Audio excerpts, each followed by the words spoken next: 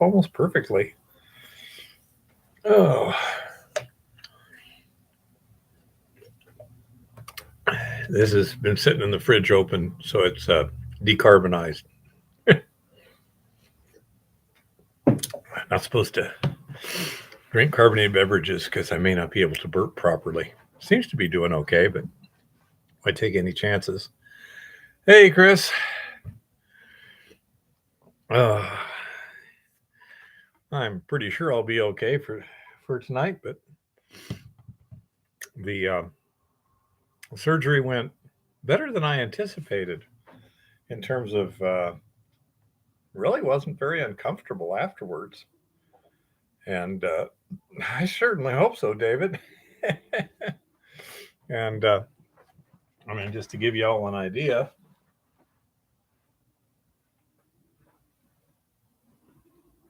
like very little discomfort or whatever. And biggest issue, of course, is I'm not supposed to eat anything pretty much more than a paste. Um, Actually, at this point in time, am I even supposed to be eating that little one? No, not really. I don't think so. But when they sit there and they give me things like custard the day of the surgery, I assume that the rules in the handout are a little bit more stringent than necessary. So, um, haven't had any complications, and just taking it easy. I am a little bit sleepier than usual, and that's not because of the pain pills, because quite frankly, I'm not on pain pills. I mean, I'm still doing good. There's that's what's left of the oxycodone syrup, and so I'm kind of guessing that the body's just, you know, taking energy to recuperate. Not sure, but everything seems to be doing pretty good, as a matter of fact. So, doing just fine, and having to be real careful because it's icy outside. We had um, oh yeah, yeah. Those are way down the road sort of thing. Right now, I'm still supposed to be on basically a mostly liquid diet, and broths and creams and this and that and the other. Um, but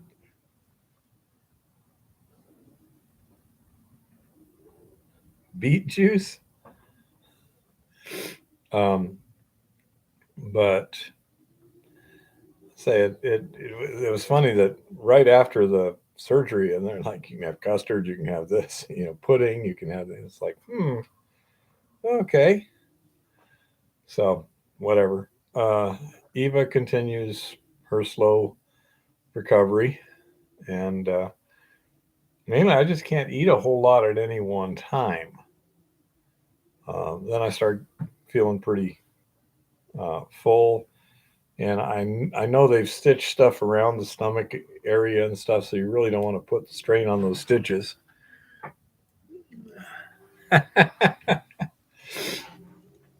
Hockey, just a bunch of guys with sticks.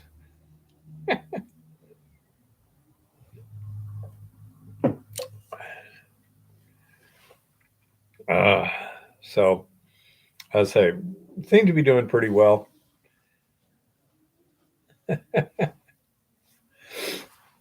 The For obvious reasons, I didn't get anything else done this week. Did get a little data analysis done, and the solution that we used for stripping the resin and electroplating the gold um, seems to, well, let me get the up here real quick. We had one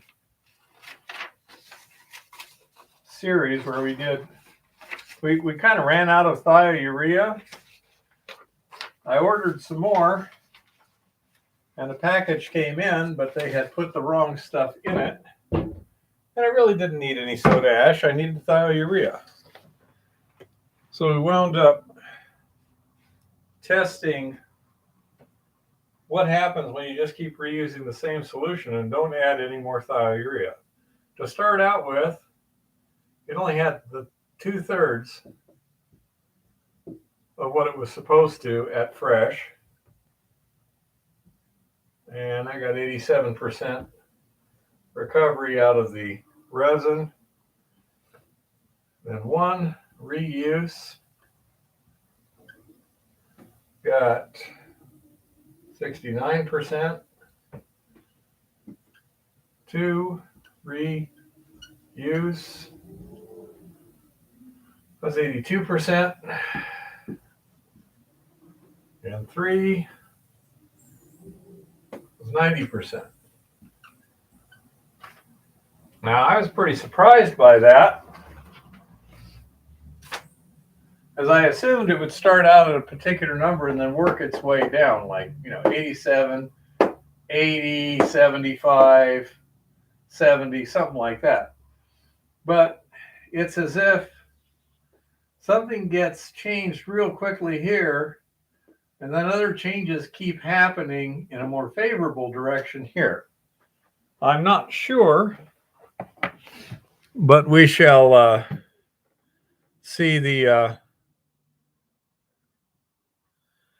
is it strength still the same with recovery? Well, honestly, I have no way currently of directly testing the concentration of the thiourea in the solution. Okay, just don't have it. And that so I'm not sure if this is, I'm busting up a bunch of thiourea here, and then something else is being generated that takes its place down here, or something else. I really don't know. But as of now, that solution is just as good or better than when it started in terms of stripping the gold. Now, the big difference that I've noticed is that the gold itself is not forming the same kind of deposits. It is initially, it tends to be, kind of those chunky deposits that layers form on the cathode and then slide off and pile up at the bottom. And towards this end here, these two, there was none of those deposits. Okay. What we were getting was gold particles. And a matter of fact, this was fairly small gold particles. Not sure on this one, but I know this one here, basically everything went through its 60 mesh screen.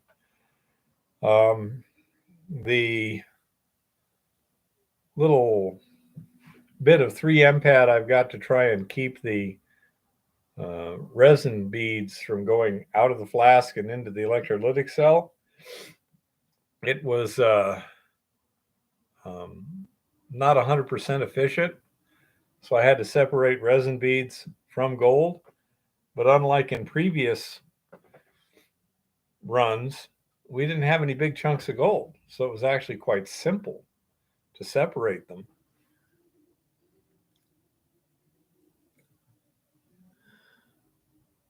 Okay. There is a good point. And how do I know I'm not recovering?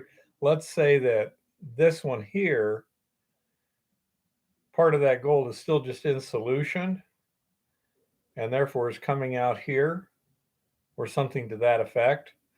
That is, of course, theoretically possible. The copper strip method of determining how much gold is in solution though, was used to try and determine where the endpoints were on these. And I believe, well, one of these two here really didn't get to a good endpoint, but I just started a new batch anyhow because I was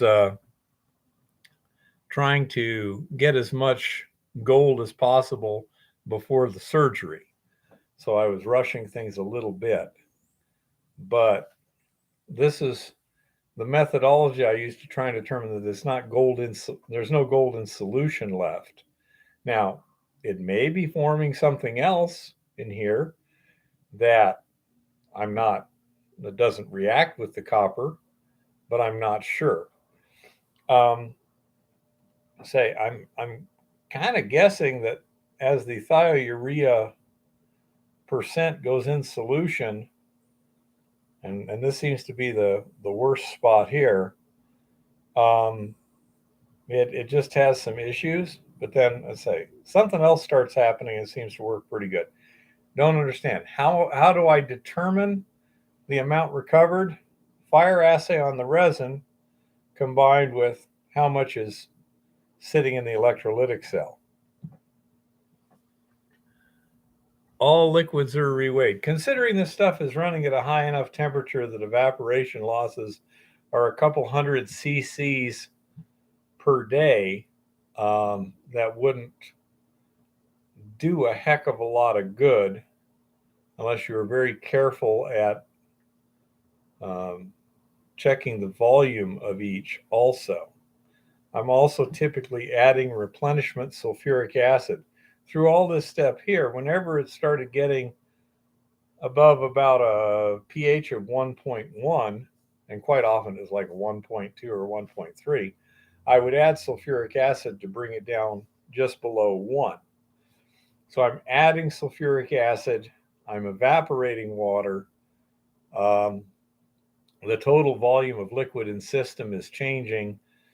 That would be a pretty nasty uh, issue to try and calculate. But I don't know uh, what the answer is yet. I haven't had really any time to double check this. As I say, I do intend when I go back, I'll take this solution here and uh, try it again.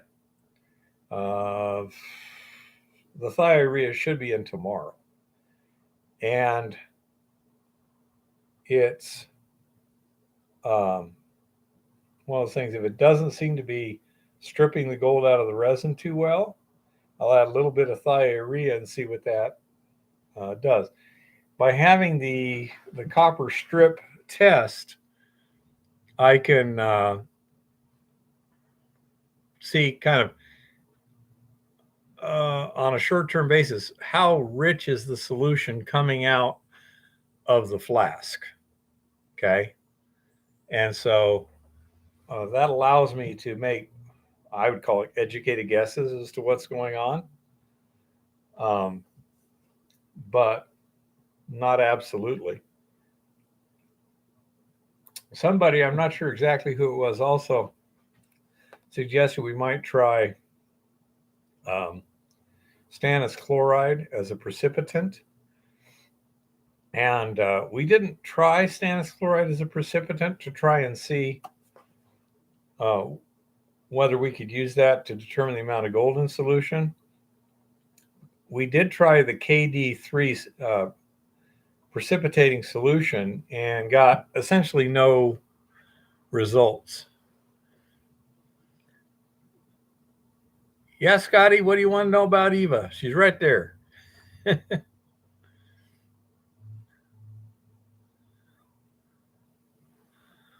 And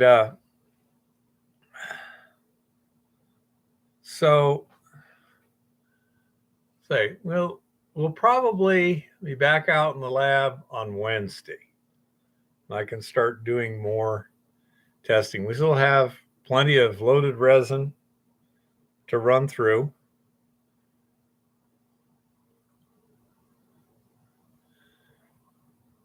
Well, I don't know. We'd have to make up some fresh stannous chloride, which we can do. but the KD3 on the Eco Goldex leach solution was more effective than the stannous chloride, which is why I didn't bother going to the trouble of making some stannous chloride. The KD3 seemed to work better. With the copper strip test, I had no more motivation to go looking. So that's why I didn't do that. We may try that in the not too distant future just to see what happens. See how busy we are and other things like that. By the time I'm back on my feet,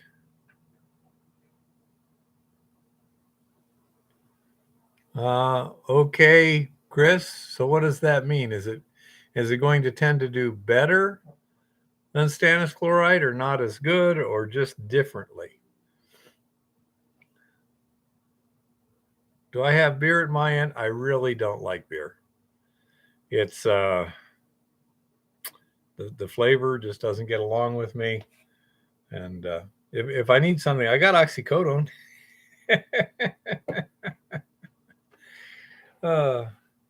But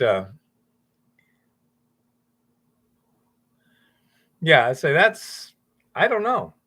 The KD3 didn't do much. And in the Eco Goldex, it worked just fine. I mean, the KD3 did better than the stannous chloride. Stannous chloride worked. KD3 worked better. We got more reaction with it. But even then, it was not sudden or dramatic. Hey, Lincoln. So anyhow, it doesn't seem to be an important thing at the moment, so it's going to kind of hang out a little bit. I'm more worried about seeing how much we can use that stripping solution before having to dispose of it. If we can keep using it essentially indefinitely and with a little bit of replenishment or something, that would be ideal. I get the feeling it's likely we're going to start poisoning it in some way, although that stuff may be getting plated out also. I just really don't know. I'm not a really good electrochemist or even a half-assed electrochemist. So we'll just have to see. The cell itself is getting significant erosion on the anode. How clean does it come out? Oh. Now, basically, we take all the solids from the electrolytic cell that are not resin beads, and this was 86% gold, 45% gold, 74% gold, and 76% gold. This is purity, and this is recovery. Now, this may have to do with some other factors too. So clearly something didn't work real well right here. It may just because of the transition stage things. I know in at least one of these cases, the pump has a very, very small tube leading to it. And that actually got plugged up. And so, hey, Tricky. Hi, Tricky. And so that might have been the one. Oh, let's see. would be, and I quote, a one-on-one. Let's see what the notes show.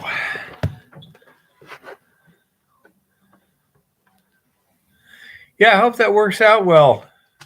Rock, I'm pretty busy up here. You seemed like an interesting character. And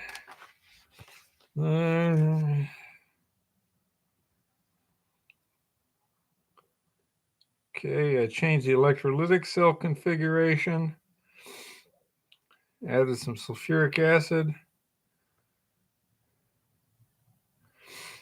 And then I note, quote, needed to add intake filter to pump suction tube. So that may be the one where shortly after I left for the day, tube plugged up, and therefore essentially nothing much was happening because there was no circulation going on.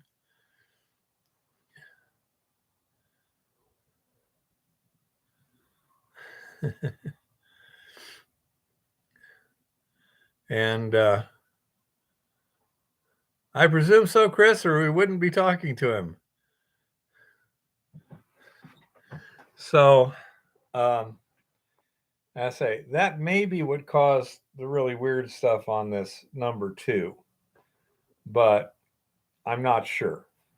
My head is kind of, yeah, either way, it's going to be in the way. Yeah, Ricky, I'm doing fine and recovering, I would say, rapidly. Let me see if I can move this thing a little bit. It's just kind of annoying me.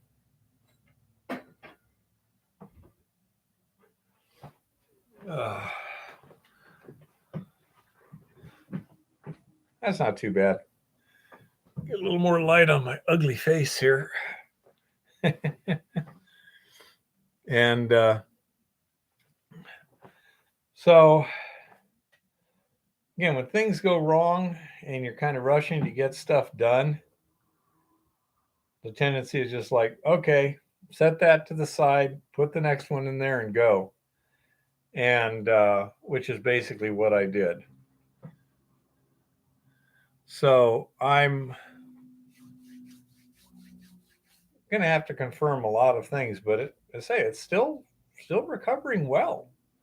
These two here seem fairly consistent with each other, and the differences are close enough that it could be just variables such as circulation speed or variations in the fire assay that Eva ran on the um,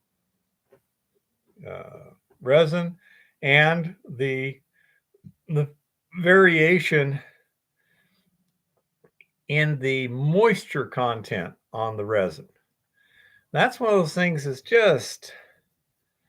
going to be a bugaboo that we're not going to get rid of easily.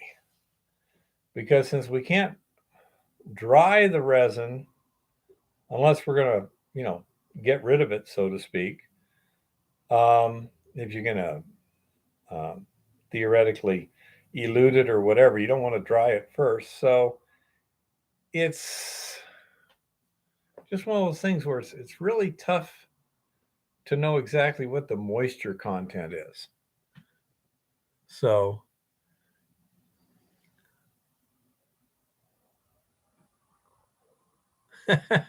that sounds like fun, Rock. I wonder if that's a spot. I had a friend who got involved in something on the Peru-Ecuador line. Only bullets were flying back and forth at the time. Kind of brought out his PTSD, unfortunately.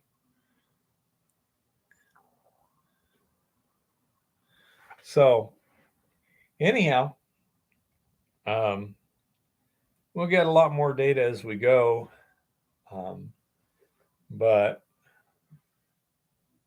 on the whole, if I had to do it all again, I'd see if I could find a pump with more capacity for the same price. And that's only a $50 pump.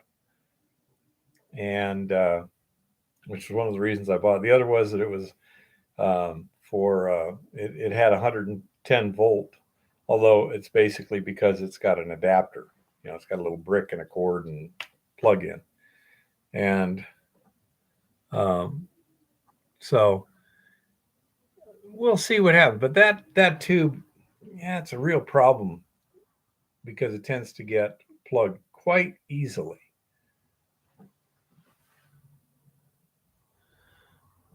Relatively, Lincoln. But again, it's hard to tell the problem is that with me being gone about 2/3 of the runtime, more than 2/3 of the runtime, we were spending about 6 hours a day out at Lauren's. So that means there was 18 hours a day we weren't. And then whenever it stopped working, I wasn't there. So I didn't even have any good idea of when the problem occurred, which made it difficult. Total time was the same.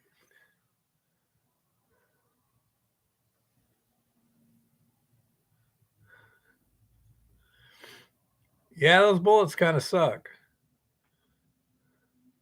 And so it just makes it really, really difficult to tell what's going on if you're not monitoring it continuously, which I was not. It also is a little bit difficult without being able to put like new solution in each one, so you're starting exactly the same everywhere, to get a good idea of what's happening. What are the variables? Because you already got 2 or 3 major variables: moisture content on the resin, the chemistry of the solution, the time that the solution is actually flowing, and without having good control over all of those, you got a lot of variability introduced there that you don't know. However, these numbers in the recovery range here, with the exception of this one here, are, I think, pretty good, especially as little one, correct me if I'm wrong, but the fire assay as opposed to the Ashton fire assay seems to be pretty consistent on the eluted resins. Yes. Okay. So she says there doesn't seem to be much in the way of losses when you ash the eluted resin. One thing she does say, she hates them because they're so energetic. They tend to get a lot of frothing and they do not ash the same. And then it just causes problems. This coming week, I'm going to have to try burning some to freaking death to see if I can get that to go away. Yeah. They just don't ash the same. Where do you take them out of the kiln now, little one? What temperature? I extended my ash time by about 15 minutes. At what temperature? I increased the temperature to 1450. Yeah. I've taken the temperature as high as 1650, and I still have not gotten it to calm down. Yeah.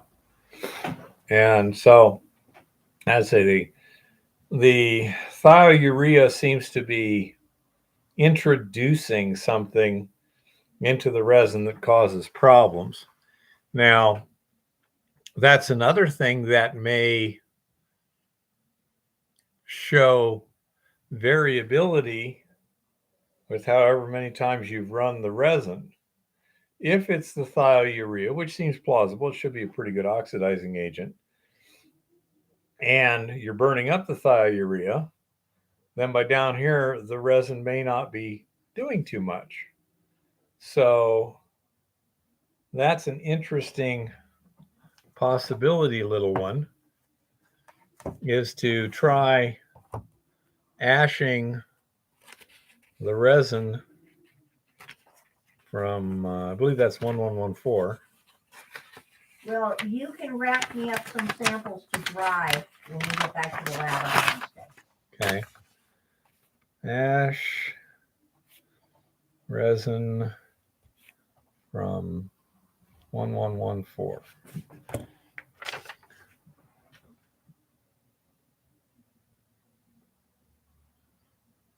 And would a diaphragm pump, if small enough, or you need the same flow rate through? I really don't know what's optimal. The flow rate through the electrolytic cell seems to be just fine, but it's possible that by increasing the flow through the elution section, we can get faster elution. And I say, I don't know how that would work. If the diaphragm pump was adjustable enough, that might work out fine. And you could always put a valve in there. And so that's a possibility. Another thing that we're looking at for the future is, can we just take a resin cartridge and stick it in a cartridge holder and run the solution through it in that manner? And if we did, since we're no longer going to have a stirring apparatus, we'd want to have a flow rate which is creating at least, a reasonably fluidized bed of resin, which I guarantee you is going to take a lot higher flow than what I'm currently using. The flow I'm currently using is,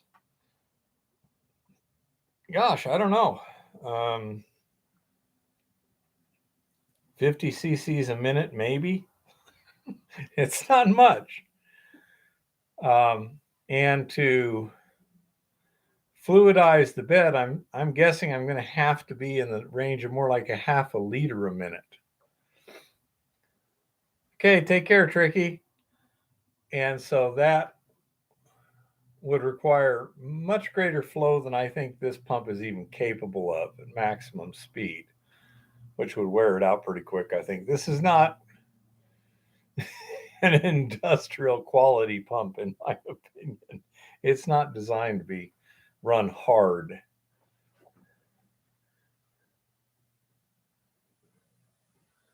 Yeah, I can also just sit there and set up a graduated cylinder and just start turning it on. Turn it on and just watch, stopwatch. Instead of calculations, I can just measure it directly. One advantage of direct measurement is that it takes into account everything you haven't thought of, or every what do you call it? Calculational error you might have made. For example, Chris will tell you, I quite often, when it goes pi r squared, I get r and d screwed up. If it's a 1-inch thing, and okay, so 4/3 pi r squared, then I'll square 1. It's like, no, I'm supposed to be squaring 0.5. So that situation is, something. Direct measurement doesn't worry about how smart the guy is, as long as it's a simple method. I'm not sure on a lot of these other pumps. There's a lot of them available, either 12 or 24 volts. And I'm not sure what it takes to hook that up. I presume it's a simple, little brick with a cord or whatever. But if they're not already set up for that, and if they don't have an integrated already in it speed controller, I presume they're designed to have an external power supply speed controller thing, which, I don't know exactly how to set one of those up. So I prefer to have it come with it, like this one did. Say the alternative, if I need something a lot more, the speed controller can basically be a throttle valve. Nice thing about a diaphragm pump is that they will self-prime, whereas like a centrifugal pump will have real problems with that. But even then, it's say like if you're using an RV pump, it's designed to run off of 12 volts, and now you need a 12-volt power supply. So that's additional cost and complexity. And it would be nice if somebody made one in 110 volts. So I'll worry about that later. Where the claim owner is often quite frugal, and so he'll ask, "Do we need to do that now?" And if I can't say, "Well, yes, we do," quite often he's like, "Well, let's put that off. We'll do it when we need to get around to it." So while I am planning on coming up with a plan for a new stripping system from scratch, preferably using the cartridges as they are, so you can just take them out of the loading circuit, take them out of the mill, strip them and put them in the stripping circuit and go. And that would be, great. I agree, Mister. That's why, I like out at the mill, I go with submersible pumps. They're cheap. They will run dry without too much trouble. I mean, without damage so far. But um, in this situation, it's going to be a fairly small system. And well, there he finally showed up. Jim finally showed up. So glad you're here, Jim. So we have to look at that. But as I said, I'd like to make up a system that would make it real simple. And also, it would be nice to have a system that could be used for stripping electronic parts also.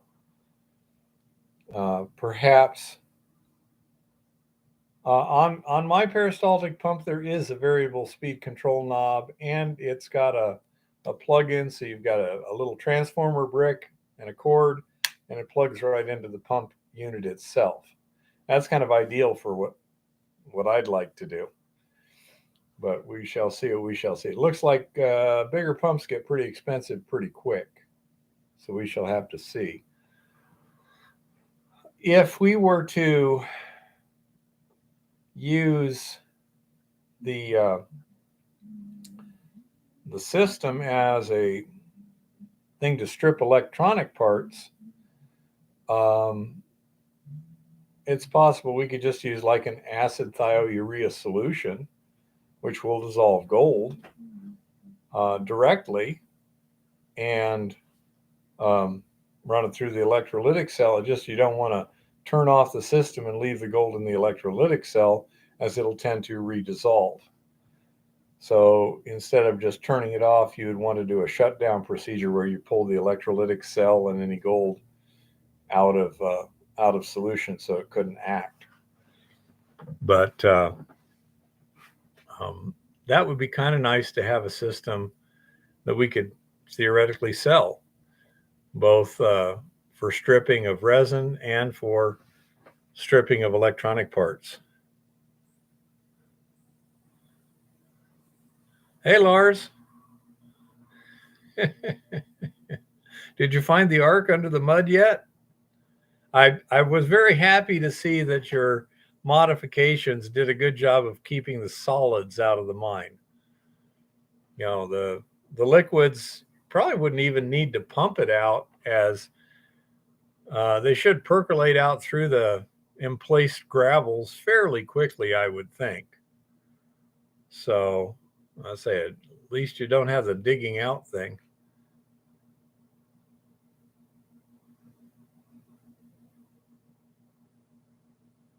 Primary return going. Yeah, there's all kinds of complexities you could add to the system, Chris. Yep.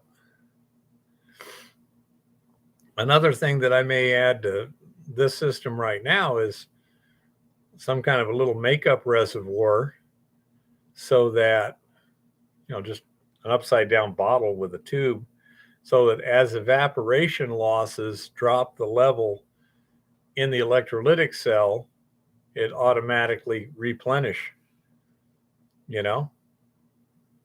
And so I say we can see what happens. There's all kinds of possibilities. We'll just have to see what works well, and kind of go from there. But overall, I'm pretty happy with how the chemistry is going, and there's a bunch of different factors involved in upgrading the system to something bigger. For example, what kind of heater do you use? What kind of pump to get more pump flow? Do you use a cartridge holder, or do you take the resin out of the cartridge and put it in something that stirs it, and this and that? Lots of different possibilities. I got some ideas, and we'll see how it turns out. Say last week I've been focusing more on just killing time, sleeping a lot, taking it easy. Now, he had a video, Jim. The sediments filled the area in ahead of the door like they did before, but inside the door, all it was water. And I say, so that should drain out okay.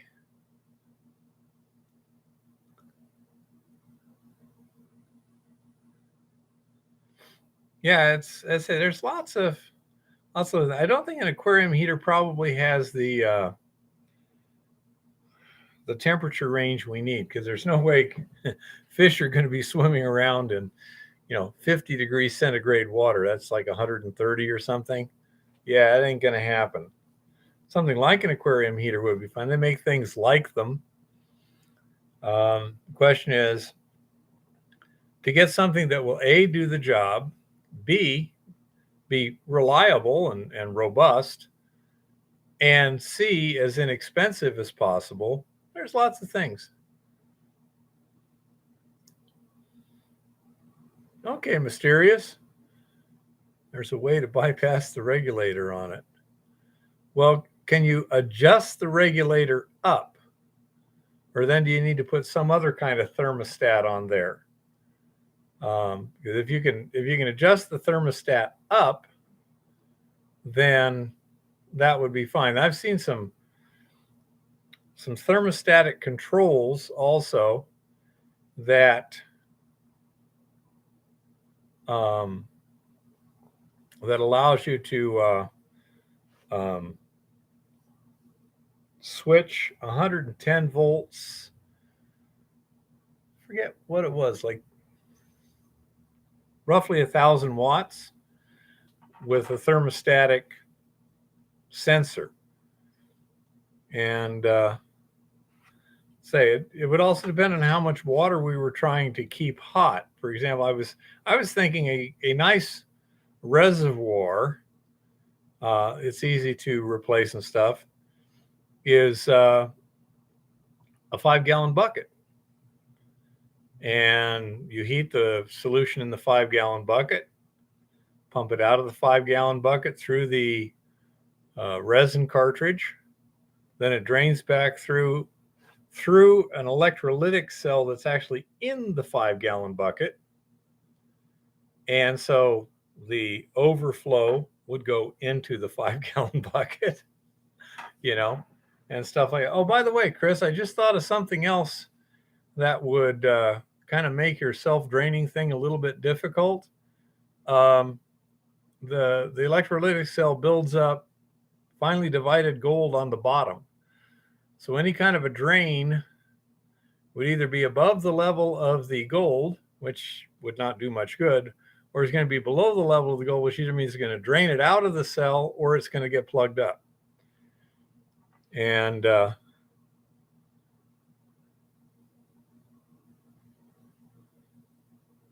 I'm not sure what a PID controller is.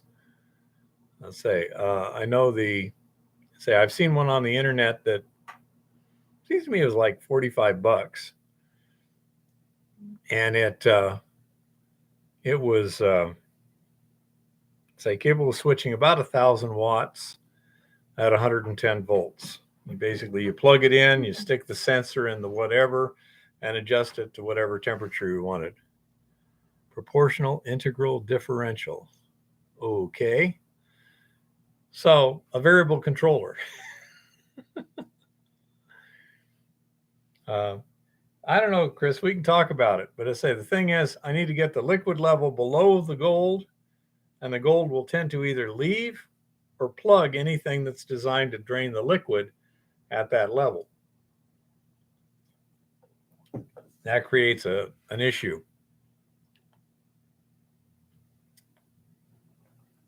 Yeah. Well, there was an 850 watt submersible heater that was designed to heat buckets, which would work with that controller. I think between the two, you wind up with about $100 out the door for those two things. Yes, you can put a filter on it. Another thing I'm looking at is as a filter for the end of the pump tube to basically keep it from plugging up or anything. I need to talk to the lab guy because they use these little like disc filters that they hook onto the end of syringes so he can, suck solution through the filter and get a really clean filtrate. And that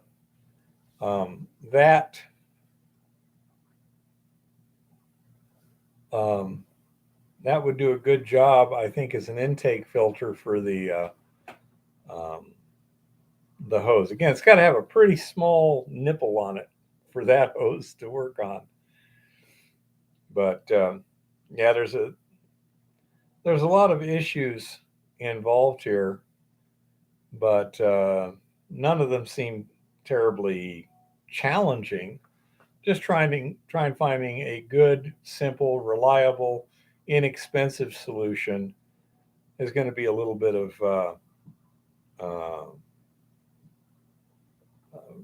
a task to do.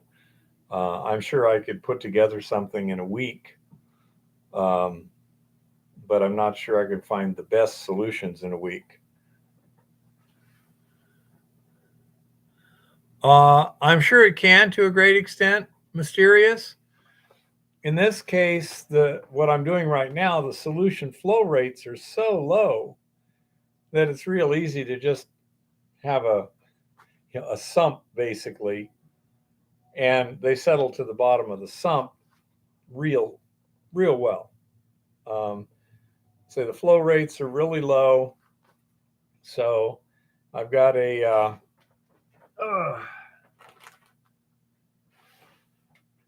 basically have a liquid reservoir, a piece of stainless steel strap, a piece of carbon steel strap that comes up short here, and then just a couple insulators, one on each side to keep them apart. And then there's your anode, and this is your cathode. And so anything that forms here, the deposits just slide to the bottom and pile up here. And it seems to be working just fine. Then the pump intake is just sitting right there. And the solution flow, this is about a liter and a half, 2 liter Sterilite type container, Tupperware type container. And this flow rate is on the order of 50 cc's per minute, which is not enough to get any kind of circulation there that'll pick up anything. So the sediment goes right to the bottom and stays there. Well, that's basically what that is. It's like a weir, you know. Say that works fine. But for higher flow rates, it would not. So again, if I'm going to use cartridges and a cartridge holder, I'm going to have to do a number of changes. If not, I mean, the system that I've got will process an entire cartridge worth of resin at a whack. As it is, no problem. So my thought is, we'll just keep using this one for now. We'll come up with a design. We have lots of time to come up with a design for the rest of the thing. And then if we decide we need the capacity so that we can run it, for example, you could do something like I was thinking with the uh, uh, bucket or whatever, that kind of a floor. You could take and put 2 cartridge holders in circuit, you know, and you could run them in parallel or in series, depending upon how you wanted to do it. A 1 5-gallon bucket should be sufficient as a reservoir and a locale for 2 electrolytic cells. Not a problem. That should be a piece of cake. Then you have 1 heater.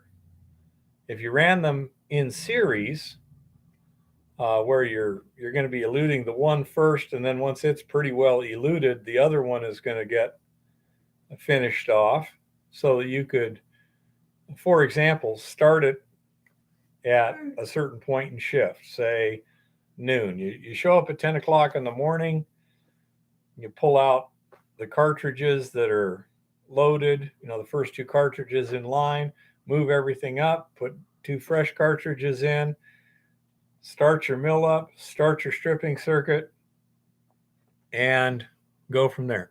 What was the current at and for how long? Current was running continuously the whole time.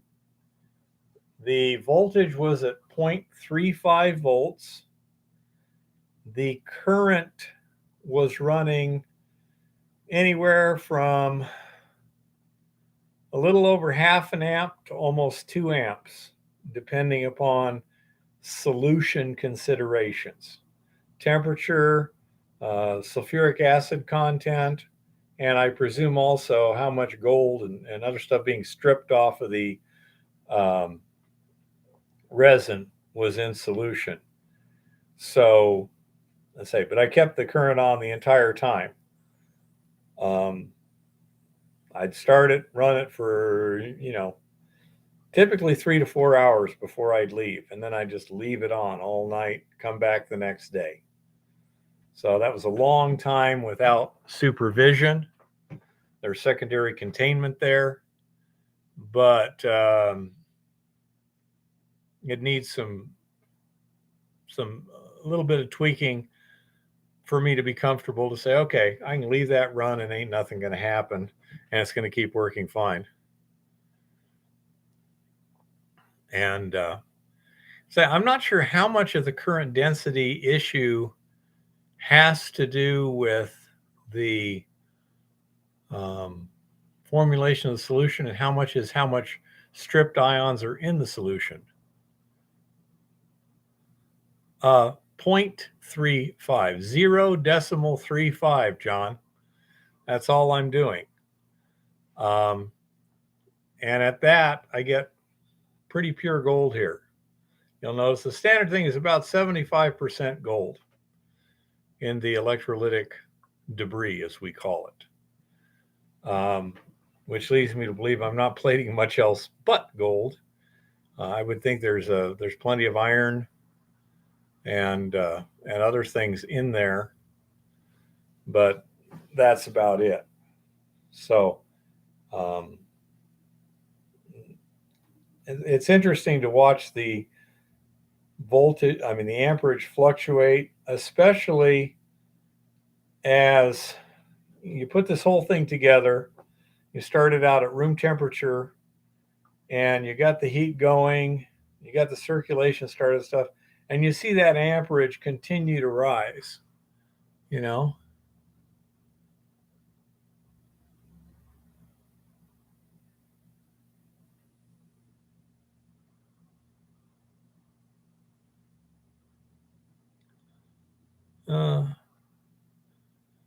Uh, Specificity, John. That's the idea. We're already breaking stuff down. I'm not sure exactly what, but you can see gas being generated at the cathode, and that means you're breaking stuff down. You're pushing the chemistry, as far as I know. You're kind of over pushing things a little bit if you're generating gas. So when we put that one time, we had a stainless steel bowl, stainless steel strip, and a copper strip that were in it, and we were using it to electroless plate, and that did a great job of plating onto the stainless steel, and didn't do too much on the corrosion on the copper. So what I did then was I took a voltmeter and measured, and that was running at 0.275 volts, just the galvanic voltage of that cell with the dissimilar metals and stuff. So that gave me a number. And when I took the carbon steel anode and the stainless steel cathode and applied voltage to them at 0.275 volts and then put a voltmeter on them, I only got like about 0.24 volts. When I stepped it up to where the voltmeter reading between the anode and the cathode said 0.275, the input voltage was at 0.35. And that's why I picked that particular number. Now, is that the ideal number? I have no idea. Mysterious here. Now, he's an electrochemist, and he can tell me if he thinks, given those conditions, I should probably stay right about there. Should I jump it a little bit? Should I back it off a little bit, or anything like that? But that's why I chose that particular. I will find out shortly, Mysterious. I ordered a dense graphite plate that is essentially 4 inches by 6 inches, and I think 10 millimeters thick or something. But anyhow, so my thought is that I will take the carbon steel anode off of my cell, replace it with a carbon anode, and try that and see what happens. See if there's any changes, whether it works,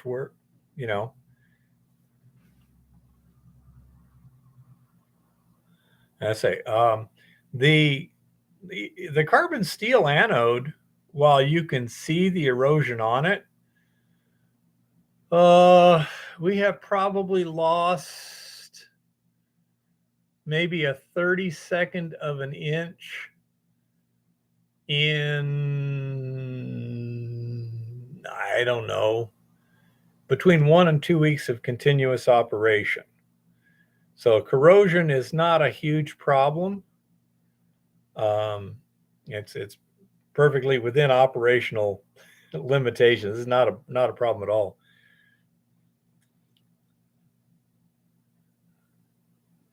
Well, thank you. Thank you, Mysterious. I don't know if it was genius. We noticed that when we put a thermometer in there that was enclosed in a stainless steel protector, that the stainless steel protector electroless plated gold. So that got us doing some testing with electroless plating, and let's say with a stainless steel bowl, a piece of stainless in there, and then a carbon plate hanging from the stainless steel. We noticed all the plating was on the stainless, nothing on the copper. So then I just measured it and that seemed to be good because I mean it was giving us really nice looking deposits. Um, there was something I was just thinking of. Yep, in one ear, out the other. Um, but let's say there was something I was going to ask. Yeah, that's what appeared to say. It looked like it was doing real good. It was giving me the results I wanted, and so just measure it and go from there. So a little serendipity never hurts anybody, at least if you take advantage of it. Oh, that's the other thing, mysterious. We also have a methodology. During these tests, we also found out that if you put a copper strip, a clean copper strip, into the electrolytic solution, no charge applied, not connected to anything, just uh, you know, hang it on the side of the container. We found that you can observe the amount of gold in solution with pretty good certainty. Most especially, we can determine when there's virtually no gold left. When we first start out, due to laboratory analysis, we know that our solution strengths are running like 1,200 parts per million gold. And if you put the copper strip in that at operating temperature for about 10 or 15 seconds, you're going to see a significant discoloration. And after about 45 seconds, you're going to see that thing's nicely plated with gold. On the other hand, if you stick it in there for like 5 minutes and you don't get any plating that you can see, it's less than 50 parts per million. Because again, when we observe the phenomenon, then take a sample of solution, take it to the lab. So we can now tell very rapidly, in less than 5 minutes, and at very low cost, as we can continue to clean those copper strips. We haven't worn one completely out yet. Just nitric acid will clean the gold off of it. We take those strips and just use them like a test strip, and we'll get a good idea of what's happening in terms of gold concentration in real time, real cheap. So that was another serendipitous thing that worked really well, so that we're not guessing. Have we stripped enough gold? Have we stripped? Is it done stripping gold out of the resin? Is it done plating the gold out of solution? We can actually test that, in real time with very, very little problems. You know.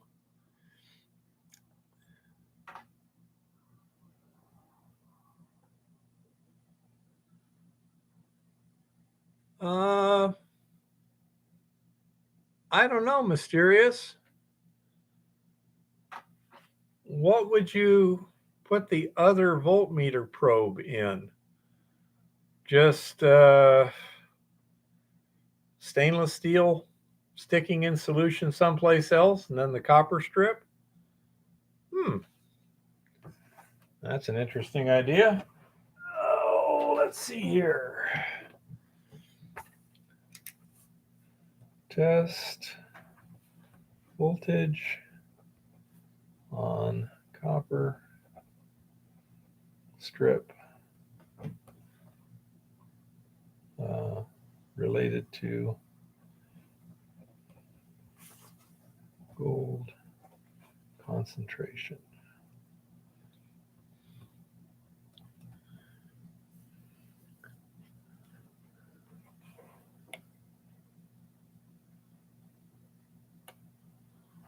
Let's see.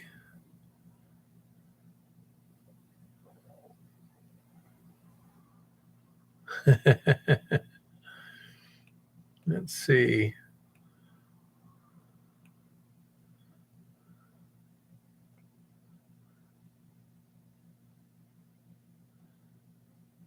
I guess I'm all left now, Rock. Let's see. Just measure versus the actual anode is, well, the anode in the cell is one thing, but the um, the flask that's eluting the gold is not directly connected electrically.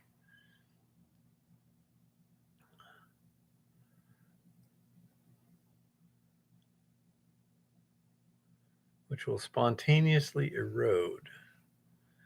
What would you suggest for the other electrode? Mysterious. I have tin, brass, steel, copper, lead. you know, those are electrode metals. Those are metals I have that I can easily uh, make into electrodes. So if you have a suggestion, copper versus, I'll be happy to give it a try, and we'll see what happens. Yeah, so we'd have a meter, a gold meter, as opposed to just a rough number. Interesting idea. Little one, could you come over here and hold down the fort for a minute? Sure. Okay. Now keep an eye out here if Mysterious comes up with a counter electrode material. Hi, I've also everybody. got carbon, Mysterious. Woohoo! I have socks. I have black merino wool Carhartt socks. They arrived in the mail from a mysterious admirer. This is wonderful.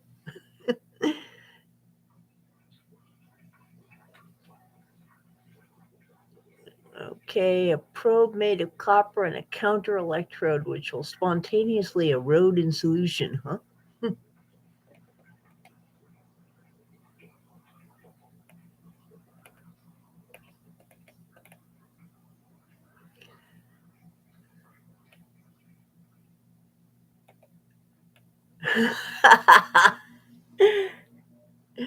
Kodak, he still has the one on the left. And Mysterious says a carbon steel anode. Okay. Yeah, Mysterious and Chris are both talking about this, so you might want to Okay. jump in. The comments are flying. Hi, Shaggy.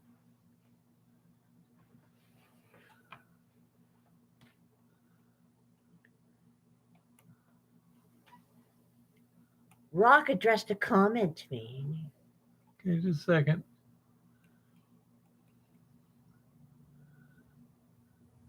Well, Rock, your PM Le Castro, Justin Socks, has horrible taste in footwear, okay? It's not like he doesn't have horrible taste in everything else, but he has specifically horrible taste in footwear. Hi, Tricky. Tell the babies hi for us.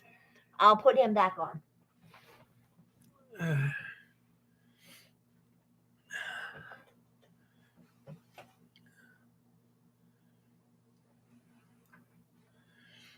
Okay, what I could probably do is use some kind of simple holder and like a piece of copper wire and a iron nail, a steel nail. Yeah, apparently you're just supposed to dip it in real quick or something. Yeah, we could. Yeah, so it'd be interesting.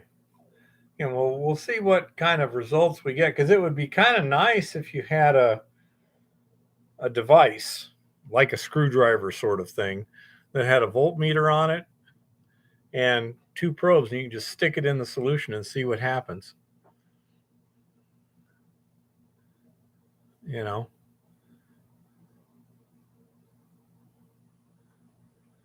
Oh. So that would be kind of nice.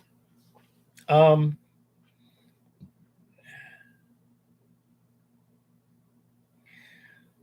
we can do that to some extent.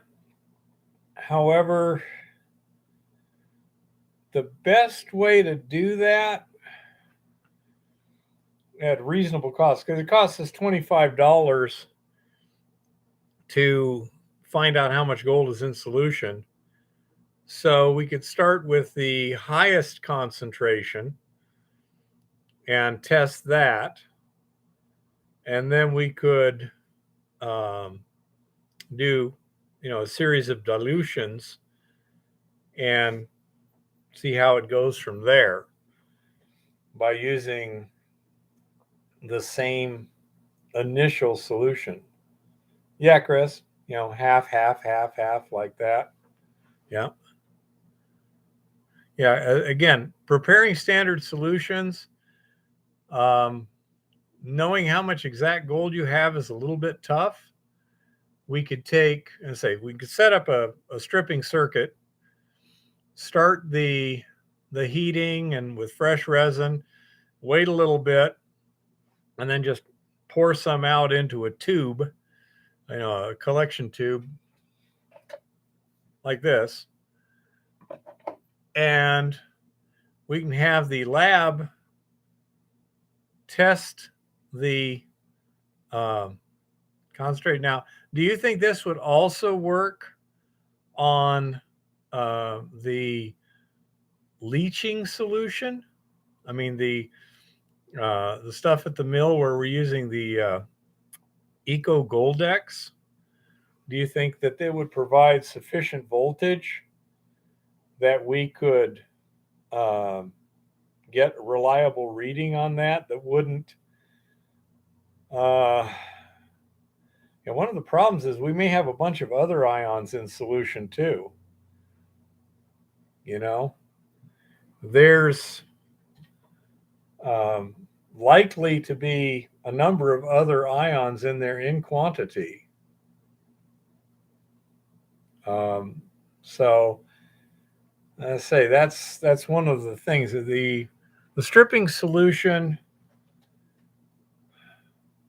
except for as we use it from batch to batch to batch to batch, what's on the resin is probably going to be fairly consistent. So what's in the solution, if you were to make fresh solution each time, would be fairly consistent. I could probably take and pretty easily make something with, I'll say, a small diameter rubber stopper, a piece of copper wire, and a nail of the same diameter and the same depth and everything, and then solder wires on the other end, hook the same size plugs as go into my multimeter right now, and just use that as an add-on to my multimeter when I wanted to do that. And we could do a lot of tests with that and see what happens. We can see what happens with the leaching solution too. The leaching solution, we do have a test to give us a good idea how much gold is in there, but it's not real fast and it's not real accurate.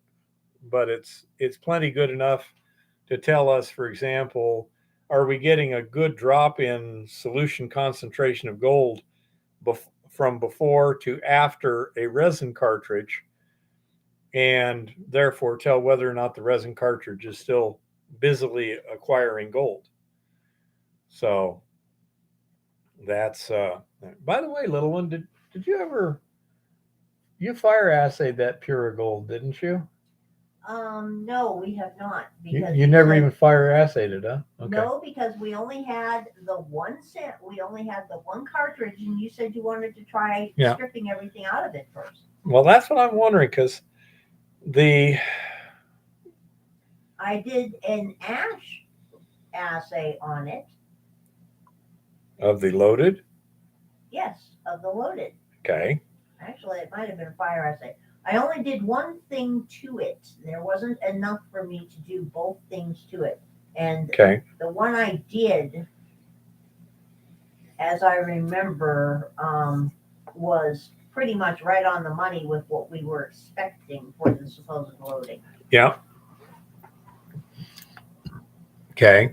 Because I know we loaded that several batches, at least 2, and it never stopped. You never got to the point, at least I think the last stuff we ran through, we didn't even test in and out. We were in kind of a hurry there, but yeah, we were in a hurry because things were getting ready to freeze. But as I say, it's entirely possible too that the Puro Gold may be so much more selective that it will load to a much higher level of gold than the Max Water. Even if it loads a little slower, if it loads much more selectively, that might make it the preferred candidate, basically. I like the way you spelled vial there, Tricky, especially in this situation you're dealing with. That your spelling seems the more appropriate one. Yeah, mysterious. As I say, by doing something like that, I could make let's say a little meter, a little addition to my meter where I could try that on a lot of different things. That could be real interesting to do. Copper versus carbon steel. Yeah. Thank you very much, Mysterious. That sounds like a very worthwhile thing to test.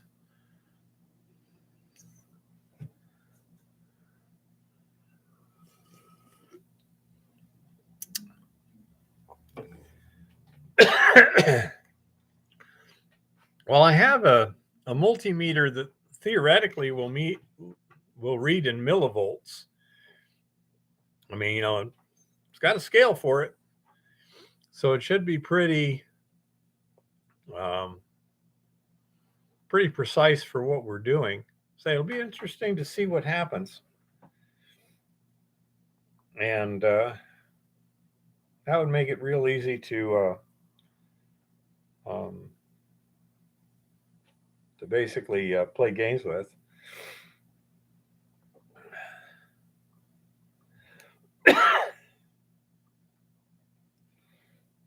Yeah. Okay. Interesting stuff here. That could be very a 3-terminal device. Oh man. Now you're getting complicated, Chris. 3 terminals. You have the anode, the cathode, and the reference electrode, I guess. This is just my little brain is having trouble.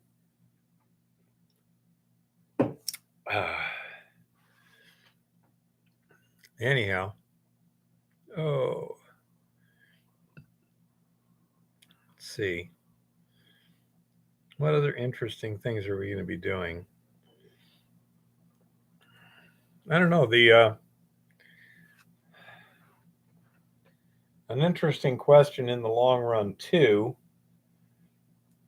would be is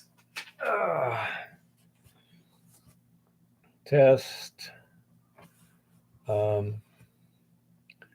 HNO3 digestion of electro debris with HCl with Cl. Let's see, if we use that electro debris, I'm trying to think if there's an easy way to get us down to gold. We could probably use a nitric acid digestion of everything and then just set that aside, and then later we could precipitate the silver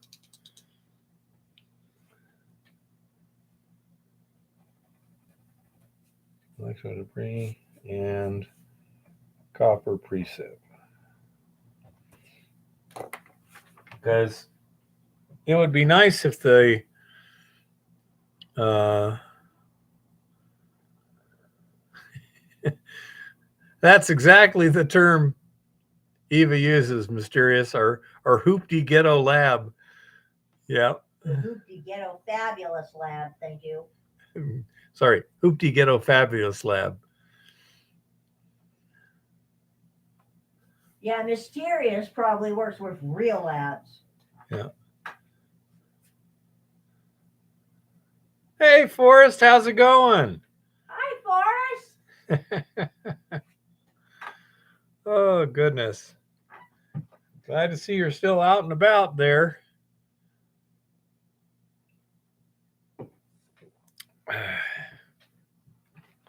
And I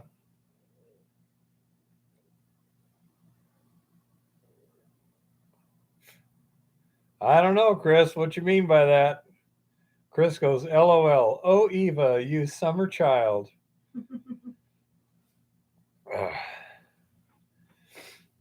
But anyhow. Well, I will say my lab may be a cut above Ben Franklin's. Just a cut. Anyhow, so another thing we could try would be with these debris here being 75% gold, if we were to do like a nitric acid digestion first, then when we smelted those, we get nearly pure gold, and we could take that nitric acid and keep saving it until such point as it's ready to precipitate silver with metallic copper. You know. Take care, Rock. I'm all in favor of this. You know, because one of the things that we have a problem with is we're taking our recovered precious metals from the electroplating debris and then estimating the gold concentration to see what we're getting. If we use the nitric acid, then we'd have a pretty darn good number. It should be more than 99% gold.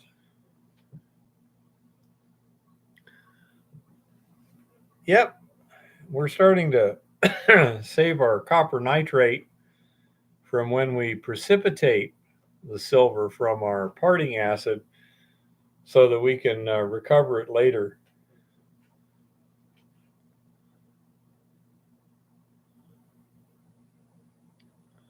Oh, that'd be cool, Tricky. Thank you.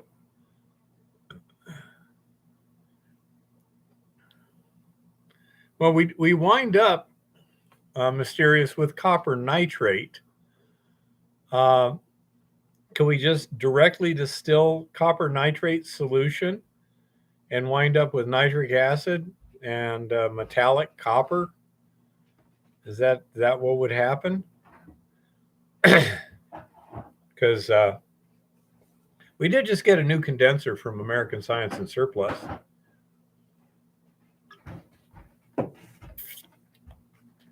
Eva would love to find a good reason to use it.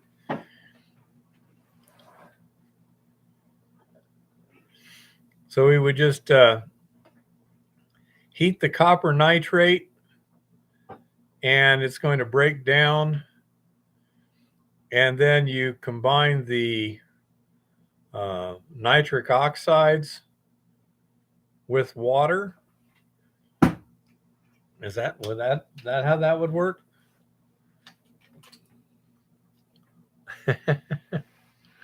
That'll probably be next winter, Mysterious. I don't know if you can see it very clearly, but I got lucky and found a mercury polished Morgan silver dollar today. Yep. That I'm now seriously debating leaving the mercury polish on. So pretty. To a great extent, yes, Horton. Same sort of thing happens. Cementation, the voltage is generated by the metals themselves in the solution. In electroplating, you're directly applying electricity to get the voltage that you need. It's more controllable, but in many cases, cementation works just beautifully.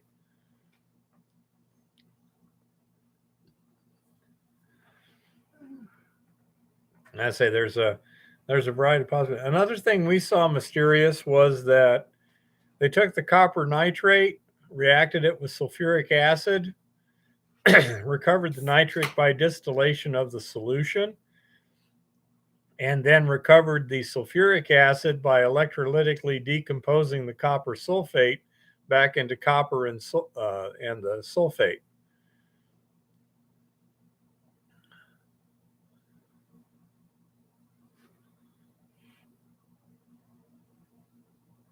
There you go, Forrest. Okay. Let's see here. Hasn't shown up yet, Richard.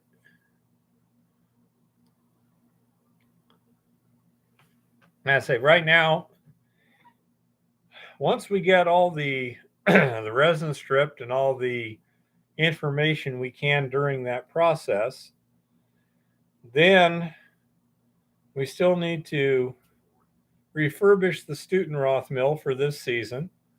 It's not badly worn, but it's right at the point now where a few beads of hard facing on the three rotors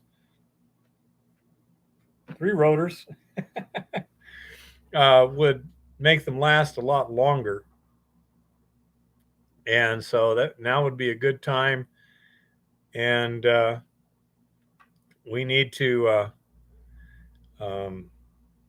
get that done before we can go out mining. If we're going to build another stripping circuit, we need to get that done before we go out mining. Or if we're just going to use this one, we need to get the last few things dealt with. Which reminds me, I need to start a new note here. I also need to do research on that top of the hill claim area. TALK to Alpine small filters.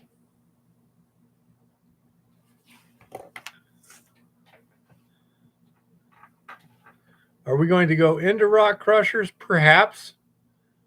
Not sure. The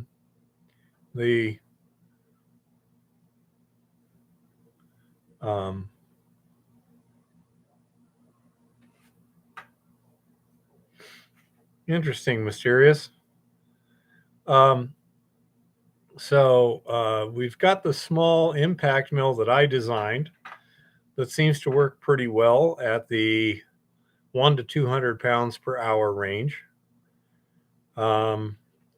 Stutenroth mill is a good mill, but it has a few issues where it's a little less versatile than mine. And that is that the Stutenroth doesn't transport the material once it's beaten up, but my mill does. As it beats it up, it also blows it out. And it's also kind of self-classifying, which means you get an average finer grind. The Stutenroth has a higher throughput, but in order to get it any kind of a fine grind at all, you need to screen it after you've ground it. You need to screen it and then run the course again. So that's one of those things that diminishes its efficiency, but it's so much more powerful than my mill that it's got its interesting things. We're not planning at this time on making anything more than just we could make more of my mills. Um, there's a few changes. One, we want a bigger shaft, um, but it does a pretty good job. The negative with both of them is if you start getting too much moisture in there, you got problems. It becomes a real problem. um, there's been times where using that student Roth, I've been down to less than 200 pounds an hour because it's just sticking together and not coming out of the mill. Um, and it becomes a real pain in the butt. Um, there's plugging issues with the student Roth. It's vastly heavier than mine. I mean, my mill, 200-pound an hour mill, can easily be maneuvered by one guy, just like a wheelbarrow. The student Roth, on the other hand, is like 1,600 pounds. So it becomes extremely difficult to just move around if you don't have a forklift or something like that. Um, wear rates are better on the student Roth. Um, the impactors are an inch thick, whereas in mine they're a quarter inch thick and rely primarily on hard facing for durability. Um, but mine, you can pull the mill apart, reface, remove and replace all of the wear parts in about 30 minutes, have it back in operation, and then re-hard face the parts. Well, you've seen that, Lauren. What do you think? Maybe an hour at the most? No big deal. And you're back in operation again. I mean, you can hard face while you're still grinding. Um, but that's the sort of thing where I designed mine from the beginning to do as much as possible all by itself. I don't think I can, Jim. And that's it does a pretty good job. The student Roth, when running on relatively dry material, and it's ideal to have just a little bit of water, but it's really hard to get just the right mix.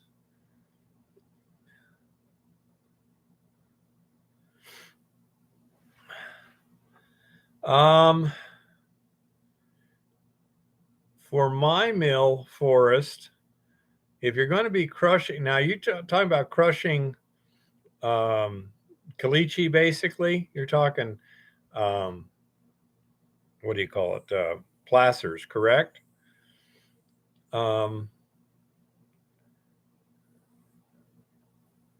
It works pretty well.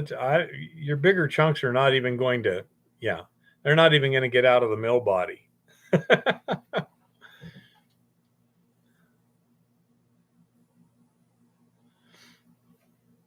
Cool, Tricky.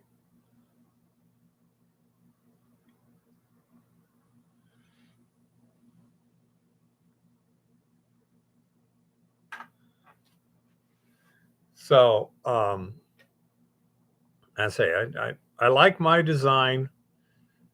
Why not? It's my design. Um, but I say to build one to replace the student Roth, we'd have to upgrade it a bit. Not that it couldn't be done. We could even go with a 10-inch mill potentially. Don't see any reason why not.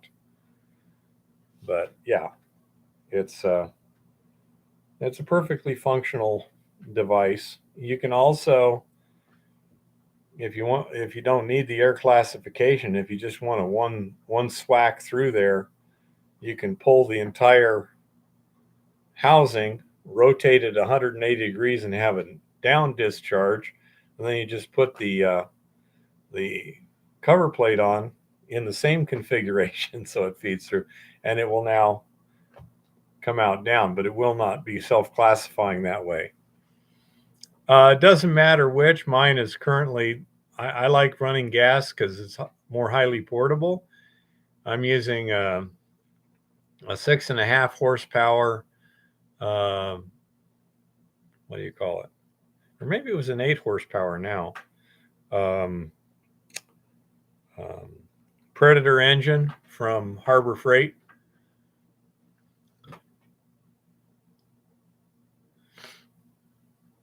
And it, you know, it would run pretty good. Another thing that kind of is a standard modification to these things, I think is a good idea, is to put an air snorkel on so that you can keep the engine intake above the dust zone, and you don't have to put the filter up there. You can basically tap in the an air hose into the air filter housing, outside, upstream of the filter itself. Also, I have found that when you're using a um, dry foam cover over a paper filter, forget the dry foam cover, take it off, put some oil on it, put some air cleaner oil on it. It does a vastly better job. 2 years ago, I was running dry filters, and on a regular basis, I'd pull them out, take the uh, foam off, clean it out, take the filter off, the paper filter, and hit it. And I mean, just dirt's falling everywhere. But by using air cleaner oil on that foam cover, the foam pre-cleaner, even when it's starting to get really just caked with dust, pull it off, hit the paper filter, and nothing comes out of it.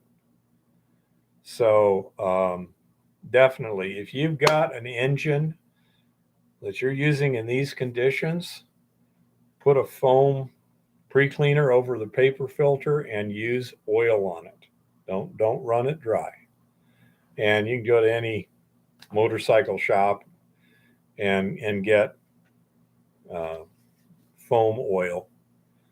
You know, it's a standard item. There's a lot of those foam pre-cleaners and stuff, and they do an amazing job because they were doing such a really good job. I didn't bother to take the time to make the snorkels for the things. Now, one thing I'd like to do with the Stutenroth is put a little, equivalent of a little crane with a handheld winch, hand crank winch, where it's just a piece of pipe on another piece of pipe, and so it can pivot with a little arm out there. And that upright would then also make an excellent stand for the air hose. Could be Forrest.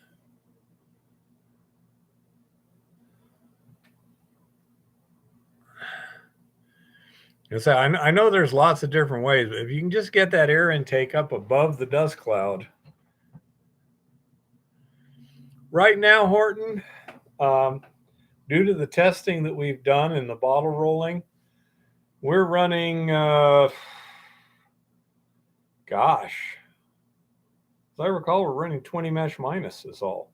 We're not fine grinding at all because the gold is so fine and the rock is porous enough that we're getting, yeah, I agree, Chris, that we're getting pretty darn good recoveries in 24 hours at 20 mesh minus. And by minimizing the grinding, you not only make that more efficient, increase your throughput, decrease your blinding of screens and things like that, but also once you dump it out on the pad, you get better percolation characteristics through the tailings of the agitation tank. So say right now we're just going with 20 mesh minus. That is quite coarse compared to industry standard. Industry standard would generally be 60 mesh to 100 mesh minus. That's what they would generally be crushing stuff to. Say our gold is extremely fine. Oh, absolutely, Jim. So you get a lot more bang for your buck on the crusher. The less you have to grind it, the better. And that's why you always test these things out. There was a gentleman, Rock Butcher mentioned him earlier, who contacted me about a potential site in Arizona, and he's pretty ignorant on the details of gold mining, and specifically small scale gold mining. And so I was trying to impress on him that there is no methodology. There's a lot of options, and you have to test your ore to see which options are good options and which combinations make sense and which don't make sense. And that's, that's the general rule that works in every case. There is no general rule. You have to check and see exactly what happens.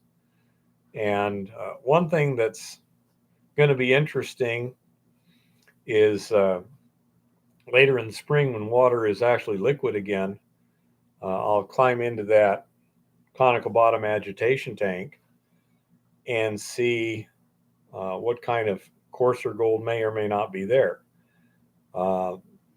Really wasn't getting much in the way of gravity recoverable gold in the sluice that I was using. I'm still using it because it gets the gold from the agitation tank to where I want to dump it. Yes, Jim is absolutely right. You don't go buying equipment until you know exactly what you need to do to make it work with your ore, because you're going to have different issues with different ores. Ours is fairly simple in terms of the gold is so fine, leaching gets basically everything. And that particular agitation tank that we have, that conical bottom tank, that allows us to get a good, it works real well to just get any coarse gold to just settle down on the bottom around that outlet. And that gives us a very good trap, so that if we do have coarse gold, we shouldn't be losing it. It's just going to be sitting right there. And when you clean the tank out at the end of the season or whenever you do it, there's your coarse gold right there. As I recall, what did we get out of that? Maybe a bucket or less than a bucket the last time we set that tank over? Less than a bucket. Less than a bucket, yeah. So there was less than a bucket of residual material in that tank the last time we set it on its side and cleaned stuff out of it. And then, I don't know, we've put, 10 tons through it since that time, something like that. So that was going to be done this fall, but Eva got injured. Didn't have time to worry about crap like that. Just get the tank down and secured for the winter and get the heck to the hospital. So, but that is not a bad system, in my opinion. That actually has some pretty good usefulness in terms of, if you don't have a whole lot of coarse gold and you're getting 90% of your coarse gold with no extra BS, you just clean it out once or twice a season. What's the problem with that? Say we've been sluicing it every time and running it over the riffles, but we haven't found any significant amount of coarse gold. Nothing that um, nothing that is worth the effort at this point. On the other hand, for all we know, there's 10 ounces of coarse gold sitting in that tank right now. No, I don't think that's really what's happening. But theoretically, it could be. We wouldn't know. It would just be sitting there, which is fine with me. I got no problem with that whatsoever. And say that conical bottom tank with the 3 submersible pumps, cheap submersible pumps. They're like, finally found one that doesn't have the damn float switch on it. And it was pretty inexpensive. I think it was in the neighborhood of $65 each. Let's see. Search orders. Pump. P-U-M-P.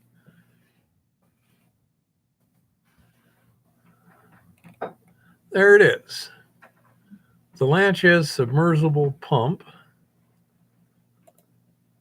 3/4 horsepower. No, it wasn't as well. I don't know. Now it's $89. That sounds more expensive than the last time. It is. The last time was like 67. Yeah, so that's gone way up. I agree with her. It was under $70 the last time. Now it's $90. But by buying 3 of those pumps and hanging them in the tank with the outlets going down and a jet on the end, we were able to get pretty good agitation really simply and cheaply. No problem, Tricky. So again, that's my typical methodologies. Try and make it simple, cheap, and as close as possible to idiot resistant. Now, there's no such thing as idiot proof. But with me running things, idiot resistant is highly desirable. And that also means it's pretty easy to train someone to do it because they don't have to be, totally on top of things. You want something that's a bit forgiving so that mistakes aren't expensive mistakes. And I think so far we've done a pretty good job of coming up with a system that does those sort of things. Problem right now is ore grade. Tonnage is a little bit less, but the ore grade is substantially less than what was predicted. Once we get the ore grade taken care of, then our next bottleneck is going to be resin. We may have to go to bigger resin cartridges.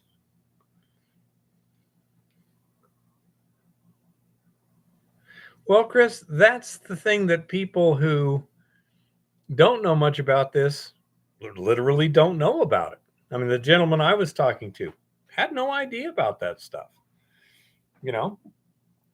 He doesn't understand that you're going to have to do a lot of testing just to find out what you got. And people think that, well, the important thing is what's the ore grade.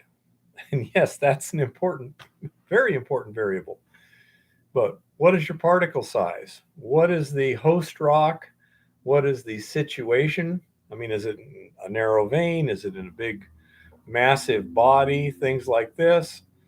What is the metallurgical complications? How is the gold in the host rock? And stuff like that. And say that's exactly, Horton. That's the idea.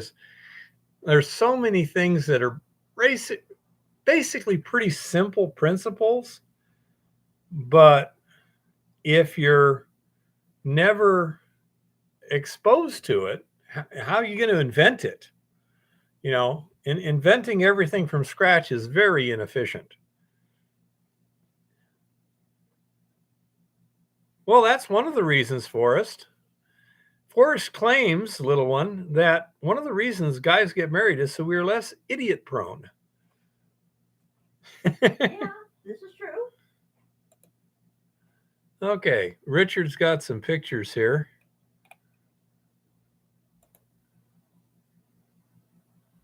Let's see. So did you get a remote camera in there, Richard?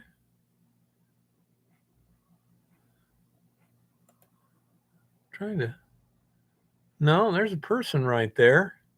Look at the size of those gold bars, little one. I'm coming.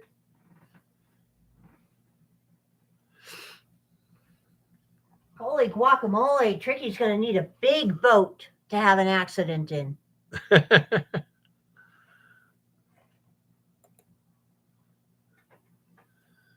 Good Lord. And I presume next to the gold bars, there's some explosive devices somewhere. Wow. Why are they in those racks? That Is that to make it harder to move them without setting off the explosives, Tricky? They be booby trap? Oh, yeah, they be booby trap. Yeah. I would think so.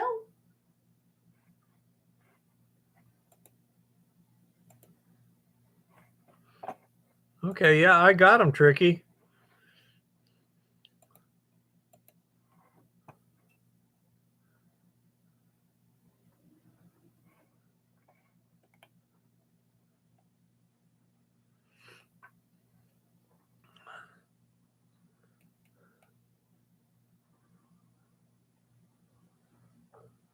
He says, yeah, the reason they're in those racks is because that makes it very hard to remove without setting off the booby traps.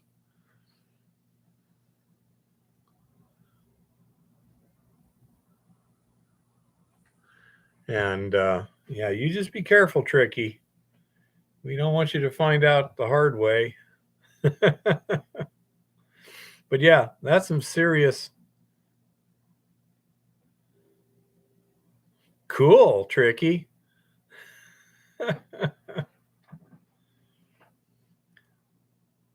You should probably be a little bit circumspect with that that data there on a public forum here. So, yeah, that is a crap load. That's a metric shit ton. That's a lot. I want a seashell. Yeah, Eva wants a seashell, by the way. If it doesn't even have to be a big one, just a little seashell.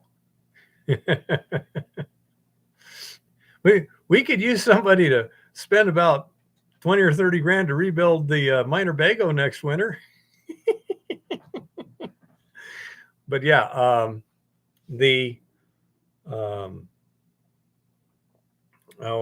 again, in one ear, out the other.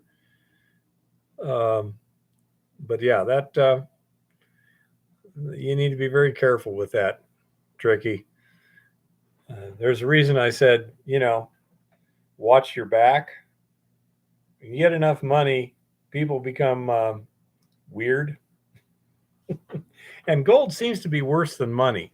Seeing all that gold will make people weird. Yeah, I say. So, really protect yourself on this one, Tricky.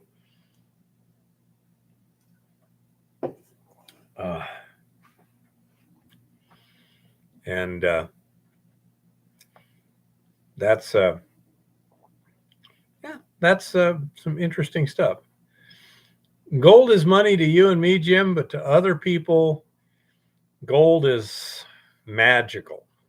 Don't ask me. To some people, money's magical.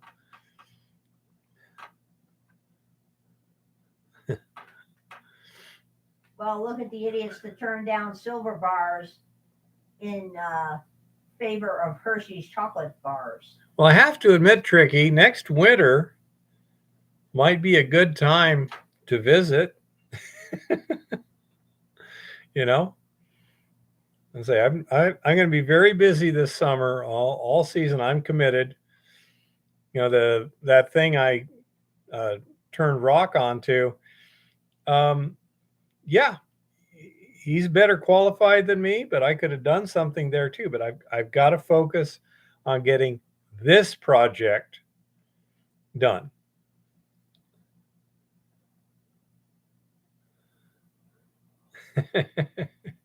And so I wouldn't have time to do it anyhow. Plus, I really don't like being away from Eva for any extended period of time, especially in today's world where I really don't feel confident that things are very predictable. So, you know, so I'm very happy to pass that on to somebody that I think is better qualified. Oh yeah, yeah. We stick together, Tricky. And hopefully, Rock stops by and visits on his way down. Yeah, Tricky's basically invited us next winter to come visit him. That would mean flying. You got to convince Eva to get on a plane. The goddess does not fly. It's hard to get to the Philippines by a road. I was thinking a boat. There must be a cruise to the Philippines. That's going to be long. But the goddess never flies. Period. End of story. I have seen too many of his crash videos, okay? Oh, sailboat. Absolutely. Chris, I'll load my silver stack in it. We'll name it the Stacker 4 in honor of the other 3 boats that sank. You know? Well, this has been an interesting non-news week. For anyone who missed it, we seem to have somehow hit the debt ceiling. And naturally, certain criminals in D.C. are now once again proposing that since the debt ceiling is absolutely arbitrary, totally irrelevant, and just a political stunt, we should do away with it entirely. Isn't that lovely? In other totally unrelated news, Venezuela announced their inflation has now gone down to 234%. Woohoo! Great for them. Ours, I'm predicting, should drop significantly next month when the new formula is used for the first time. Isn't that lovely? Just perfect. Hi, Chris. Hi, Forrest. Hi, Lars. Lars punned on me here. Very punny. Lars punned on me. Oh. And yeah, I would like a cruise ship, Shaggy. I mean, I have heard they have good food, if nothing else. By the time we get to the Philippines. So, the goddess has been watching the developments with this Chat GPT thing with great interest.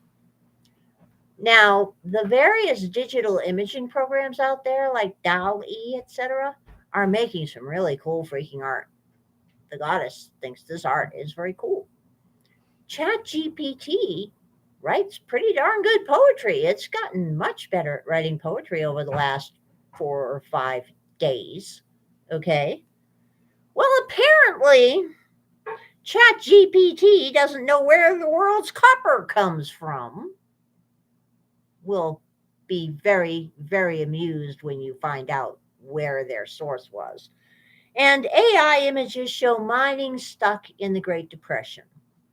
Now, the goddess did look at these pictures, and yes, they do make mining look very dirty, depressing, and the work of poverty-stricken, desperate individuals. Copper mining, modern copper mining, okay? So let's keep that in mind. There's no shortage of breathless reports about the latest advances in artificial intelligence ushering in the 4th industrial revolution, whatever that is, and changing the world of work forever. Well, I'm pretty sure the 12,000 Google employees that had their Google access cut off at 3 in the morning and were notified that they had lost their jobs via email are probably wondering right about now about that whole learned code thing. Just saying. Even the most skilled workers are supposed to fear for their jobs as chatbots like ChatGPT answer questions and solve problems that would take humans hours or days instantly. Likewise, image generators like Midjourney can interpret our world and provide cutting edge visuals on any topic or peer into the future. Time to meet your new robot overlords. A simple prompt to OpenAI's ChatGPT suggests machine learning needs a bit more study time. The same question was asked multiple times and weeks apart in case the millions of conversations since the natural language bot was open to the public may have taught it something. It still got the simplest questions on mining the world's most important metal wrong. A quick cross check with the USGS Bible finds not only the country level production volumes to be wrong, China has never produced more than 2 million tons in a year, that Chile figures off by 500,000 tons, but there was also a glaring omission. Where is the Congo? In fact, the USGS uses Congo, parentheses, Kinshasa, to name the country, threw it off. It's a rudimentary mistake. The DRC produced 1.6 million tons in 2020. That's a lot of metal to go missing. So, ChatGPT was asked, name the top 5 countries rated in terms of annual copper production. Cite the source. According to the United States Geological Survey, the top 5 countries in terms of annual copper production are, in 2020, Chile. Chile was the world's largest producer of copper in 2020, producing 5.2 million metric tons. Peru. Peru produced 2.3 million metric tons of copper in 2020. China. China produced 2.1 million metric tons of copper in 2020. The United States. The United States produced 1.2 million metric tons of copper in 2020. And Australia. Australia produced zero point 0.9 million metric tons of copper in 2020. It's worth noting that mining production and statistics are subject to fluctuations and changes year over year, so it's always important to check the most recent data available. This information is sourced from the United States Geological Survey, which is a reliable source for this information. The confidence with which it relays the mistake and the certainty with which it sources the wrong answer from a trustworthy source is, to put it mildly, disconcerting. Let's hope no one in Washington is using ChatGPT to craft critical mineral strategies or global trade policy. They most certainly are. At the moment, image generators like Stable Diffusion, DALL-E, and Midjourney are probably just a threat to the jobs of graphic artists and game designers, but the visuals created show up AI's distorted view of the mining industry and mine workers. The prompt to Stable Diffusion of, quote, a group of miners get ready for the morning shift at a copper mine in the USA, produced the horrors below, and changing it to modern copper mine did nothing but add color and update the hard hats. Ooh, a shell. Now, to describe these pictures, one looks like it was taken about the time he was a child and dinosaurs roamed the earth. It's black and white, and the miners look very grubby, dirty, and at least relatively cheerful. The modern copper mine shows a group of very dirty miners in modern hard hats looking relatively cheerful.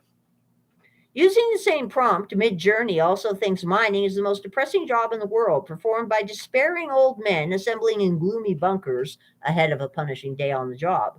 Several iterations paint the exact same picture, all with the same New York mining disaster 1941 vibe. Now, this picture shows literally a group of middle aged men. They're dirty, they're wearing outdated hard hats.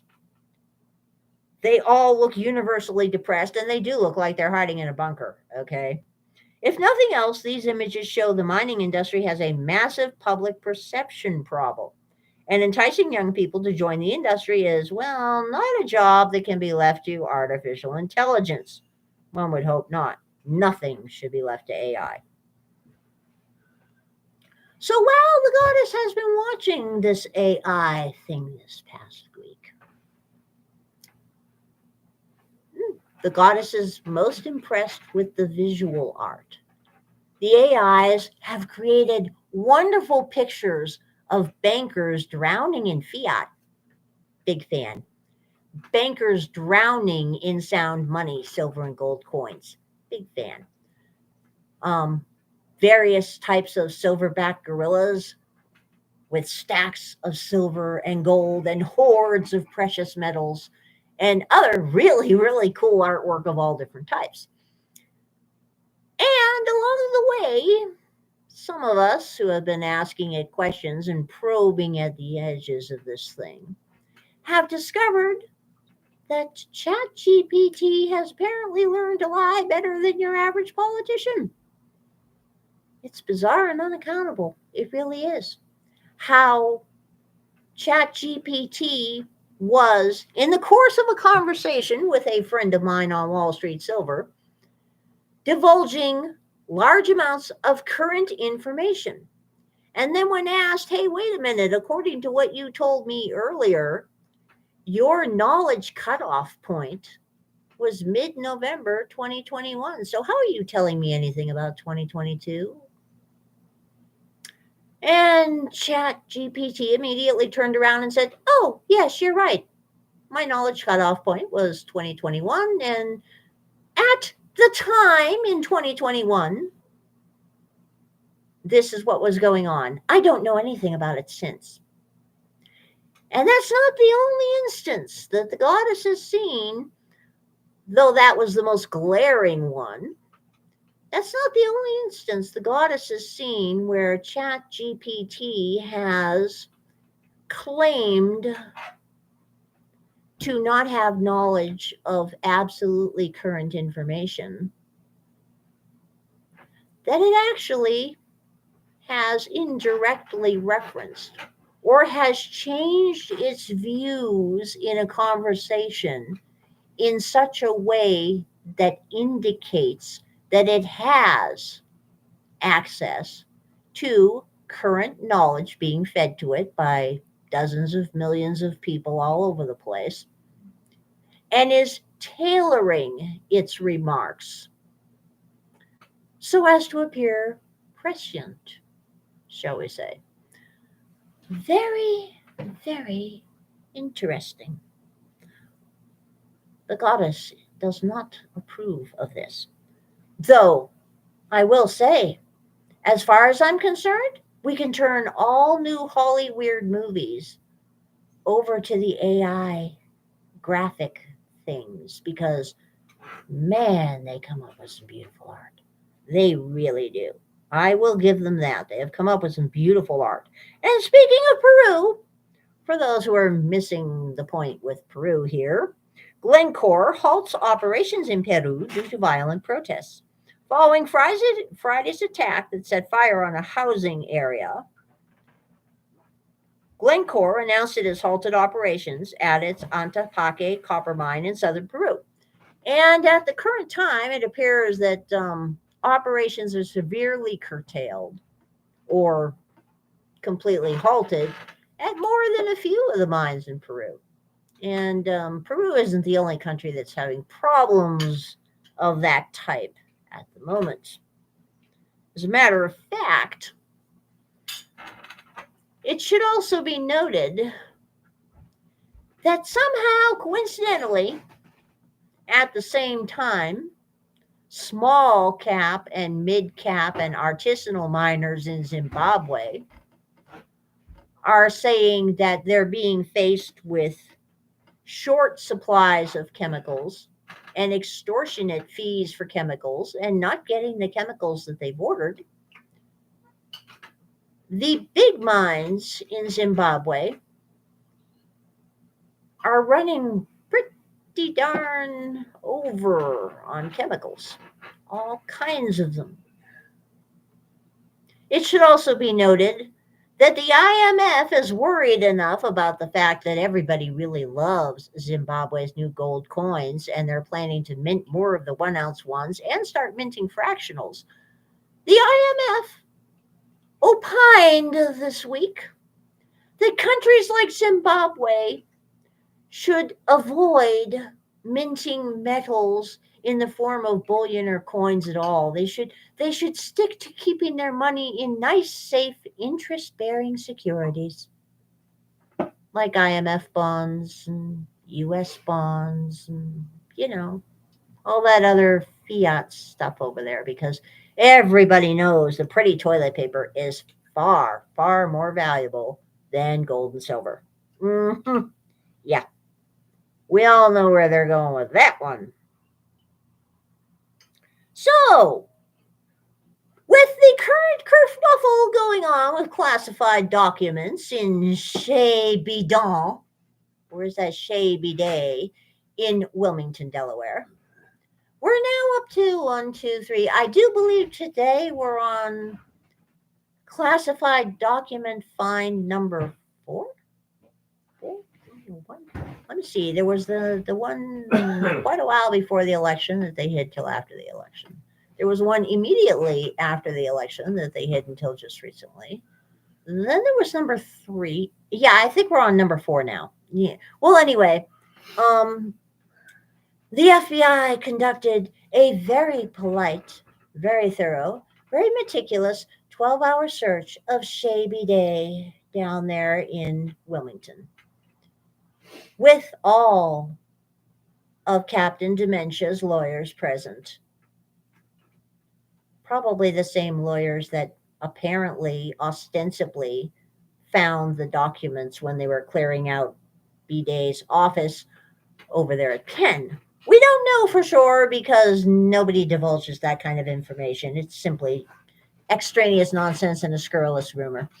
But at any rate, with the increasing number of randomly stashed classified documents hanging around, a few interesting things have come out of Mordor on the Potomac in this matter. A couple of Congress critters actually had the nerve to say that the types of documents they're hearing about, dating all the way back to when Captain Dementia was a racist senator, display a pattern of influence. Oh, I'm sure that they're just being entirely paranoid here. No, no, no, no, no. There's not a hint of influence peddling going on. I'm sure. As a matter of fact, I'm positive. Yeah. So, even the New York Times, that bastion of Democrat thought, the gray lady with the red underwear, even the New York Times has thrown Captain Dementia under the bus. A couple of Democrats have said that this is egregious. Now, admittedly, the ladies on The View have absolutely the right opinion. No, I mean, Biden had a few little classified documents, but it's not nearly as bad as Trump, and it's different anyway, with a capital D. After all, Biden is by default honest and trustworthy, whereas Trump is by default a criminal or a liar. Therefore, Biden is allowed to break multiple laws and maybe even violated the Espionage Act, but no, definitely not, obviously not. But it does appear that perhaps Captain Dementia is coming to the end of his usefulness. It is beginning to appear that they may be considering ushering him out the door. Now, what would an early Biden departure mean for the markets? Well, considering that Kamala this week gave us another wonderful lecture on how energy works. We're not even going to try to go there and, you know, dissect the word salad on that one.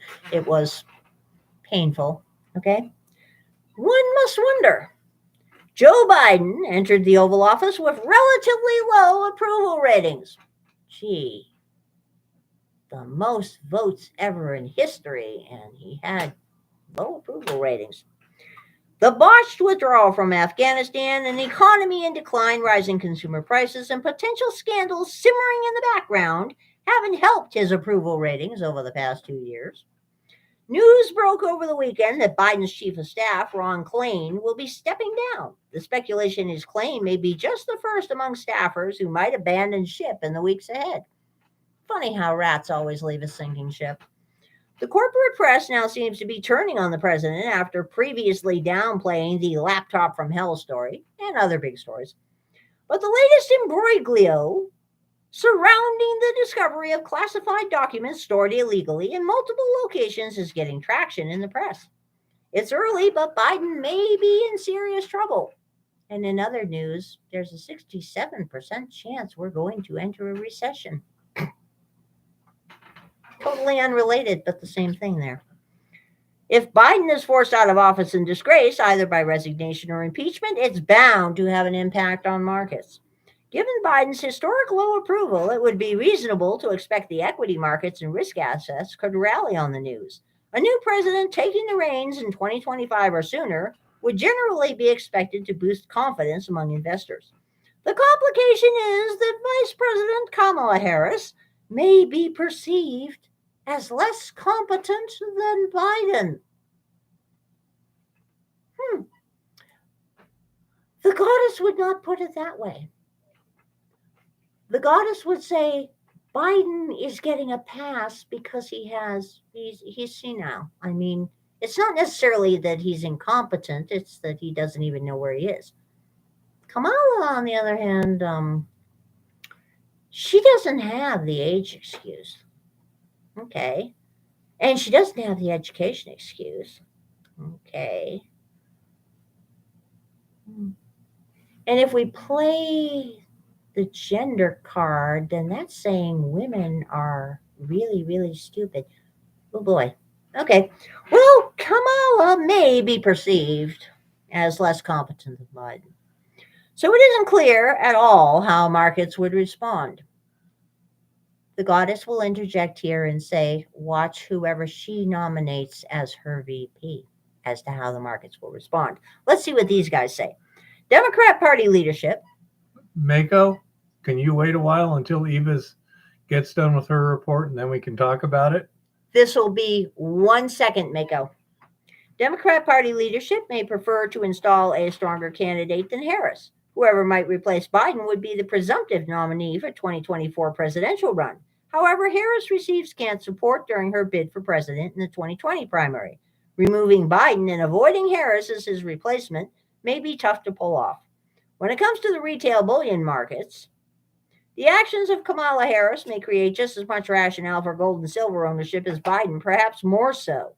Investors could see strong demand for physical metal to continue or accelerate. The potential impact on conventional assets, including stocks and bonds, is less certain.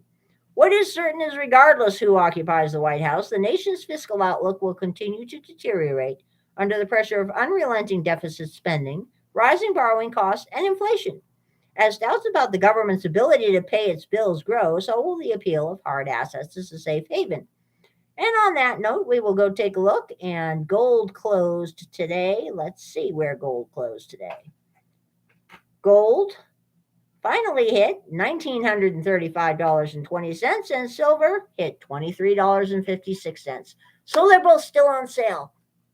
Back up the trucks, stack silver, stack gold, stack cat food, and don't forget to get your eggs. Bye.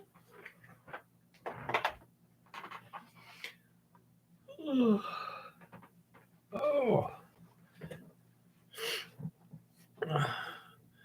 Okay, Mako.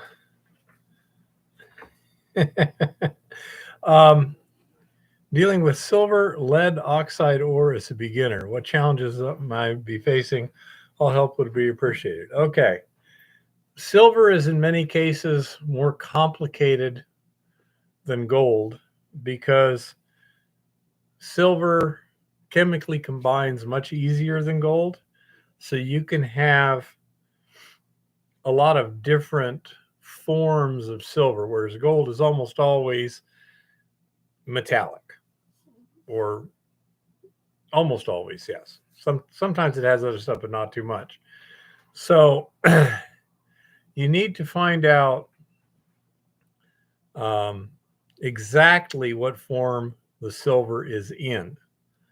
Now, another question, Mako, is what country are you in? This can make a big difference too. And what kind of concentrations are we dealing with? How many parts per million? How many ounces per ton? Or whatever. Because silver is like 80 times less valuable than gold right now. You need a lot more of it to make it economical. Now, you know that's a silver lead oxide. So, depending upon where you're at, it may make a lot of sense to do a concentration of your ore and then send the concentrate, sell them basically to a processor or refiner. Depending upon the exact circumstances, okay, you're in New Mexico. All right.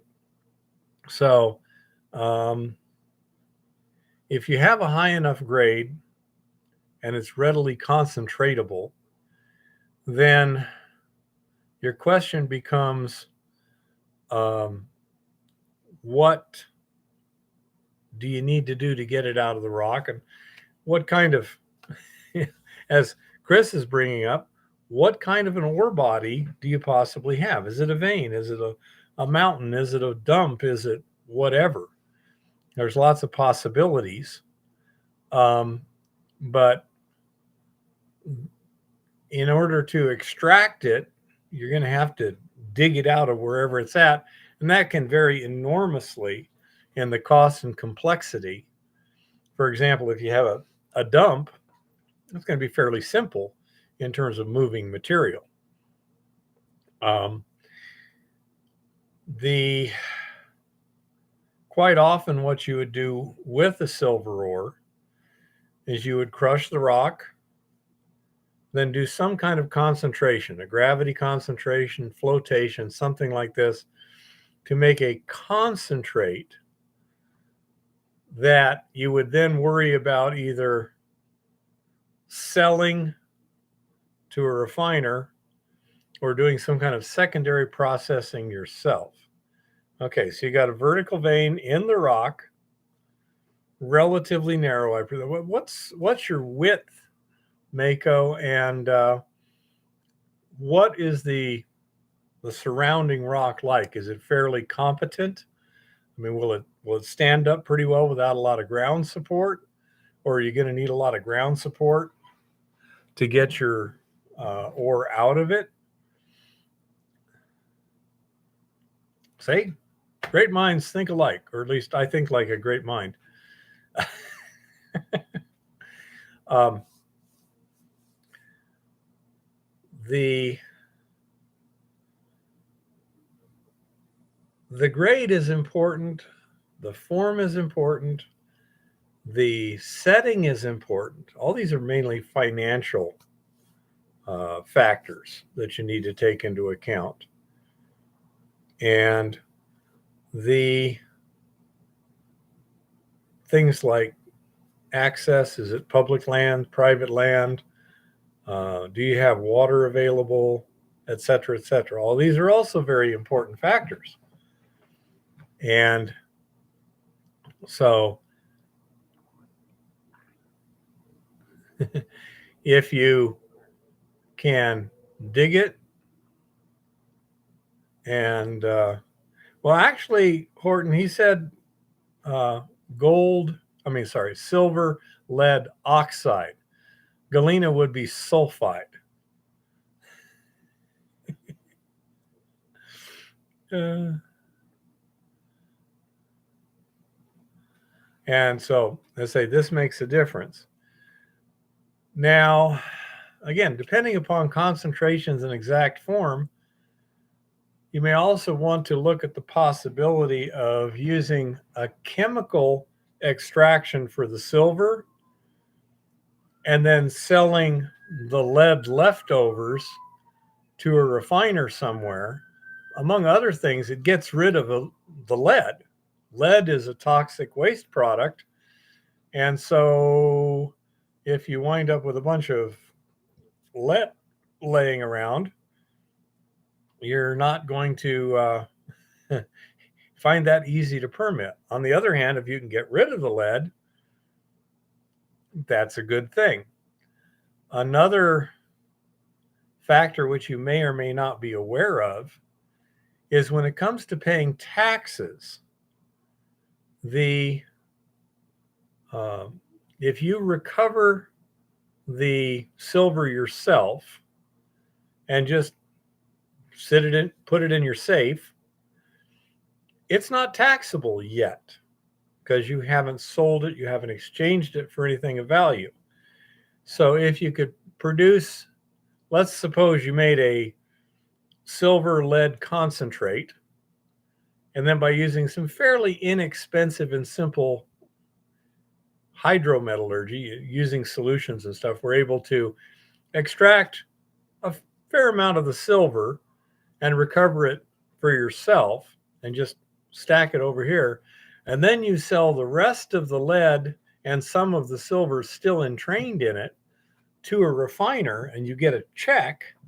That's taxable income, but you can write that off against all your expenses.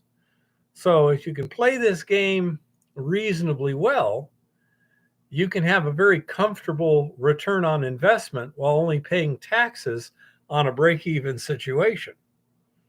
So that's one of the other games you can do. And so say those are some of the factors involved in that. I'm not an expert on silver. I'm mainly hard rock gold. But I do know some of the basics. And I know that it's complicated enough. You need to understand exactly what form the silver is in and write exactly where is it. But as a general rule, it's not a bad idea if you can concentrate both of them, separate out some of the nearly pure silver for yourself, and then sell the lead and some of the silver both to pay expenses and to get rid of the lead. You've now, I mean, you may get a horrible price on the lead. You may only make 10% profit, but that's better than spending a lot of money to dispose of a hazardous waste. You know? And yes, Chris is right. The metallurgy of your ore body is likely to change as you proceed. And so that can, just add to your complexity a tremendous amount. And the size of the ore body and the grade of the ore body and the complexity of the ore body all factor into this. Another possibility is that if you have something a lot bigger than you personally can take advantage of, and it doesn't have a nice rich spot where you can start making money on right away, another possibility is to lease the property to a mining company. That gets into another set of details, but it's a perfectly feasible possibility that you should consider if it seems to make any initial superficial sense. Then you should do a cost benefit analysis. The nice thing about leasing it is a properly formulated lease makes the other guy take all the risk. The mining company takes all the risks and you get less money, but you can get kind of a guaranteed income, so to speak. And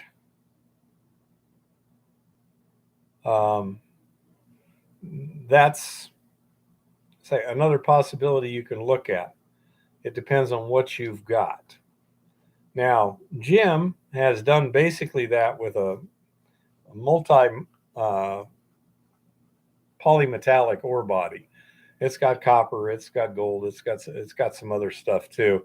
Very common around here to have polymetallic ore bodies, and he's done that. Actually, I think Jim, did you sell it or lease it? I think maybe you sold it, but anyhow, um, and so he's got kind of a guaranteed return with very minimal exposure. And that can be highly desirable in certain situations, especially if the permitting is going to be killer. Um, that can be really expensive in some places. So you're going to need somebody, in some certain cases, you need someone with deep pockets. Yeah, I say so. Jim basically sold the property, but he gets a percentage, and he gets he gets paid on a schedule and things like that. So he traded security for upside. Okay. On the other hand, he's got security. He doesn't have to worry about the permitting. He doesn't have to worry about the paperwork. He doesn't have to worry about the financing. So he's in a much calmer situation than he might be otherwise. And so it worked out very well in his situation. And every situation is different, just like every ore is unique, every situation is unique. If you're got big deep pockets yourself, it's a nice rich ore body, the land status is excellent, say it's private land that you can afford to just buy out of pocket, and you want to run it yourself and stuff, fine. That's not usually the kind of people that'll be on our website here. And that is why usually you're looking at these other options. But what are your goals? Maybe you're retired and you want something to stay busy having fun at. You know, that, changes your whole motivation. Okay. There you go, Tricky. Uh, but these are the sort of things where you need to uh, figure out what goals you individually want. What is your goal, and then see what options will potentially achieve that goal or most closely achieve that goal. You're going to need to, okay, you don't have the numbers back just yet. Okay, we're really just shooting in the dark right now. You don't have much of an idea what you're dealing with. How many samples have you done? If you haven't done dozens of samples, again, to a certain extent, you're just shooting in the dark. You got ideas, but you don't have anything proven.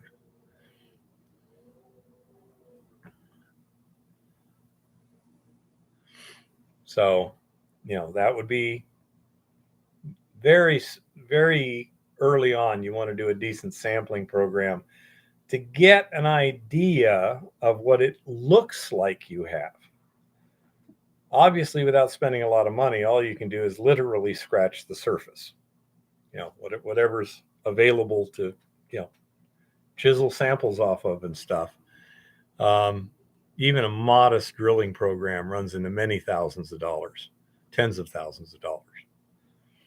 So you need to, again, consider what are your resources, what are your motivations, and how do you proceed on this in a reasonable manner for what you have.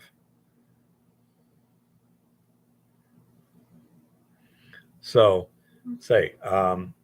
got very little information from you to deal with. It sounds like you've got a fairly little amount of information to deal with right now. So that's going to be your first goal, is to gather more information. What is the size of the ore body? What is the configuration of the ore body? What is the metallurgy of the ore body? What's the grade? What form is the silver in? What form is the lead in? What kind of concentration and processing steps might be highly beneficial, etc. Yeah, my wife wants silver too. Silver is where it's at, people. Yeah, Mako, say, this is one of those things that you know better than we do what'll achieve that goal.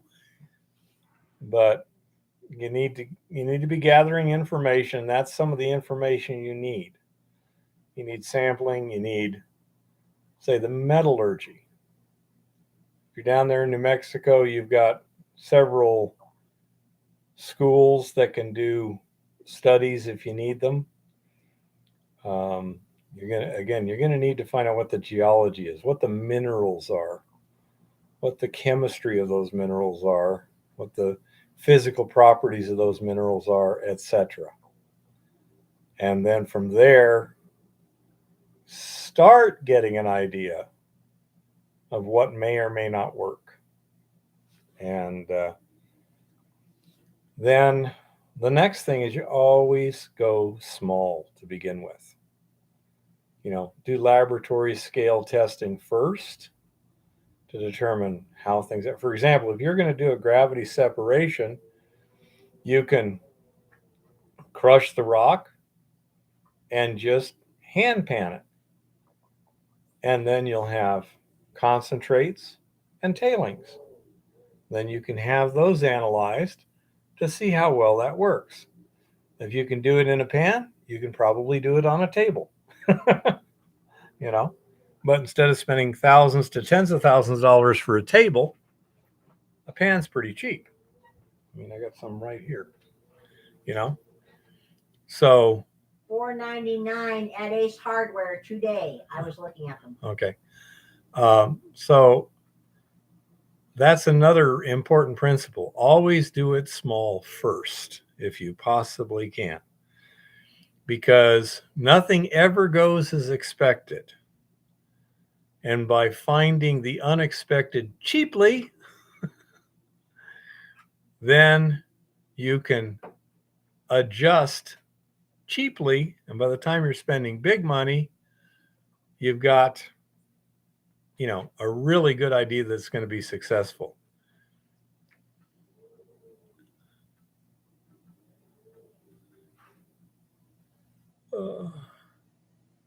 Okay.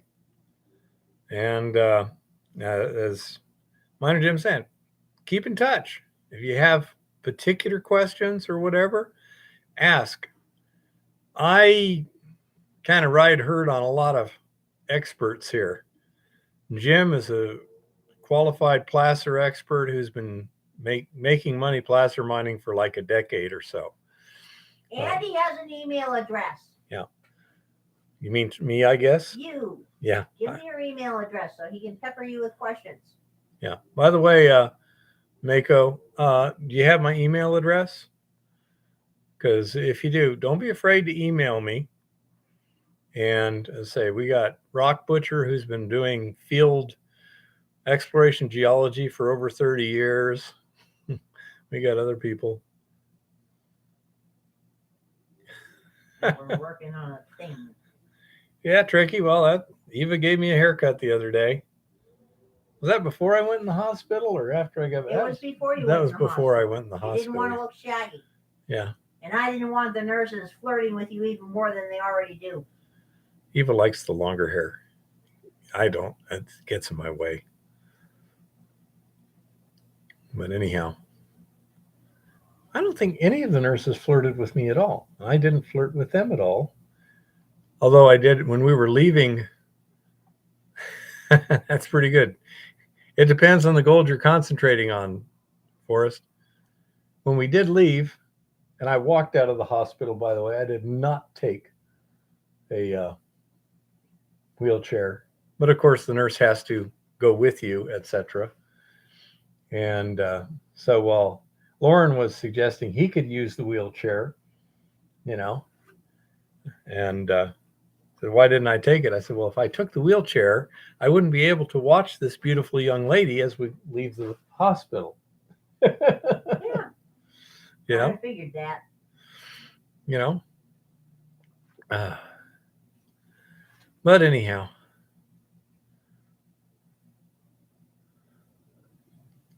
Okay, Mako.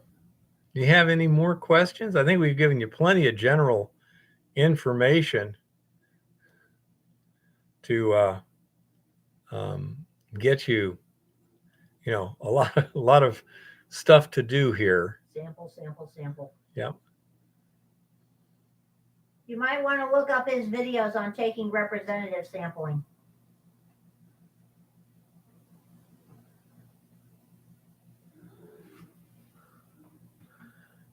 Oh dear, you got a promoter in the middle of your shit, huh, sir? Goldstream?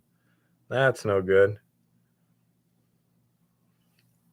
Oh, geez. Okay, Mako. Sure. Again, ask kind of specific questions. Try and give kind of specific information, and we'll see what we can do to help you out and minimize the number of obvious mistakes you make. Direct him to your representative sampling video. You know, because it's only going to be as good as the samples you take. I even suggest you look at my how to take representative samples video number 3, I believe. It was like 5 years ago. Well, it's not how fast I type, Mako. It's how accurately I type. That's the big problem.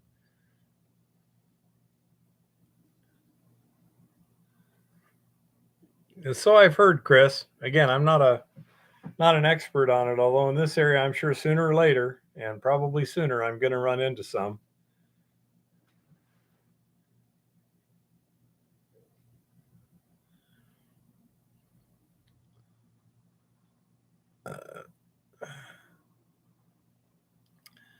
Oh dear. Let's see. Yeah. Longer than 5 years ago? Yeah, it could be, Forrest. Yeah, I'm not sure when I started putting up videos, but yeah, that's video 3. It's been a long time. I'm up to, I don't know, 300 plus right now, like about 320 roughly. I'm not sure what the last one I did was, but I mean, I've got a lot more than that. I don't know if you guys have noticed, but nowadays, if it doesn't have a number on it, it's not specifically about mining. For example, when we went up there and to get those trailers and saw the herd of elk, that didn't have a number on it. When I, mentioned that I'd gotten out of the hospital and I was doing okay, didn't have a number on it. So if it has a number on it, that basically means lesson number. Yeah, it has been a while, Forrest. Oh, that'd be nice to see you sometime. I wouldn't suggest coming up here now, though. 28 degrees, it says. Sounds a bit windy outside. A little bit breezy today. Yeah, it is a little bit breezy. That can avoid some problems, Gulfstream.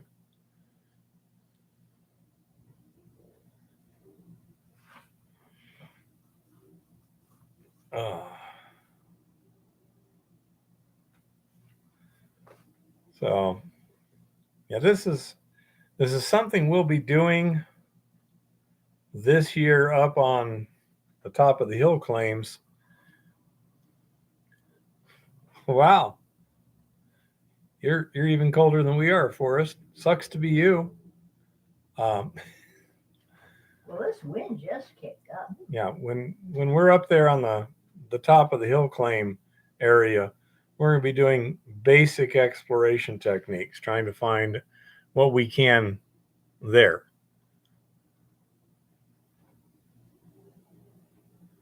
And so we'll see what we get. But that you should be watching that kind of procedure here in about 4 or 5 months. Since it's about 7,000 feet, it's going to be a while before we can get back up there. And of course, I'm going to have to do a lot of healing and this and that. We're also going to have to do some work on the minor bago to get it back to speed.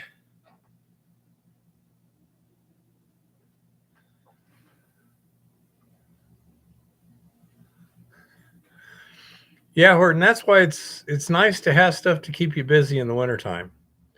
And we got all this lab work we're doing, working on the resin and such. And then we've got maintenance to do. And then bring the mill back up to speed. We got a lot of we got a lot of solutions, not terribly pregnant, on the pad right now, actually in the pond. And so one of the things we'll do is after we pump once it starts melting and we pump the water off the rain covers, then we're going to need to start just kind of recirculating the solution to try and evaporate what we can.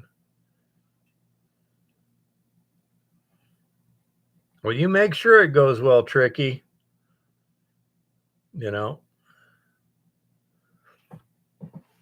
So you don't want Tricky blowing himself up. No, that would be most annoying.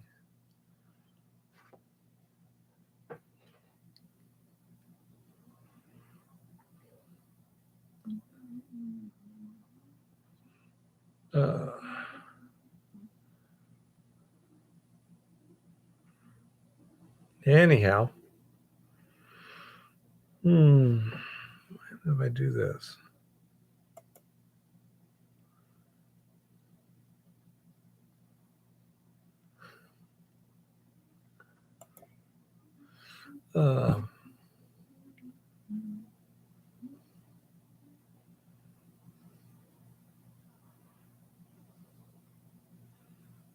Well, he's quite a help then, Goldstream. Some people like doing paperwork. Some people like getting sweaty in the field. I prefer getting sweaty in the field, but the paperwork needs to be done. So if you have somebody who prefers doing office work and such, that can be real useful. Oh.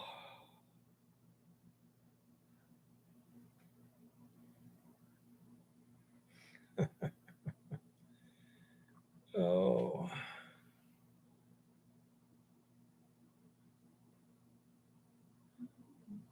Cool, Forrest. Found any panable gold? Screen it down and then try panning. See what happens.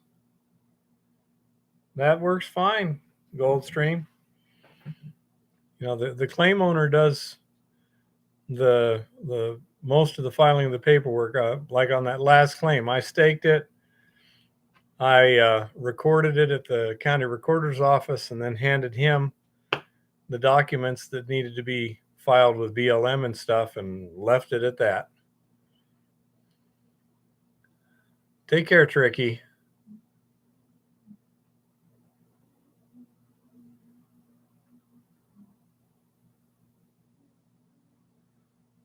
Oh, I agree, Goldstream. I much prefer being in the field. Oh.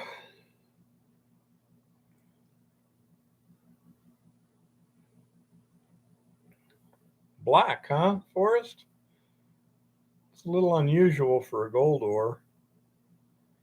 Do you have any idea what is supposed to be in it? Is it a gold ore? Is it a moly ore? Do you have any idea?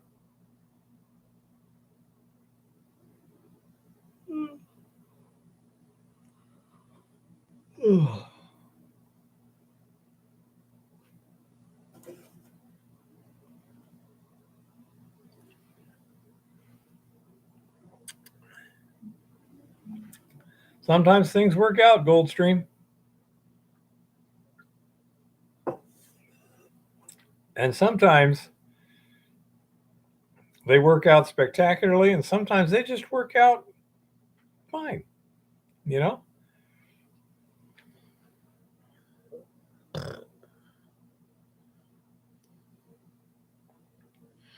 That would be a good one for Jim. Jeff?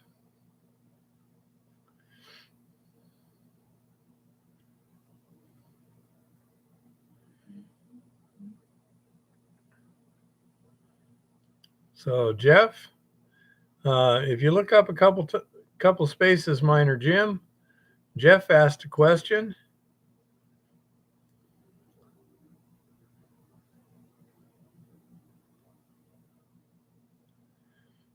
Yeah, there's a lot of times if you just kind of trade favors and this and that, things can work out pretty good. Goldstream.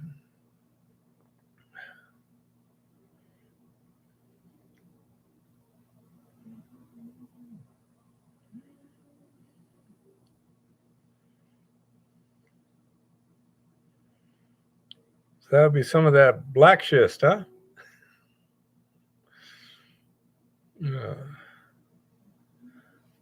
Oof.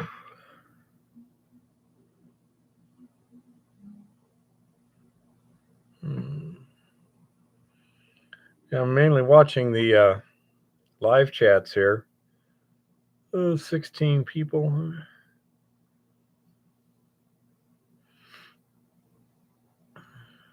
Oh, somebody's got to have a question.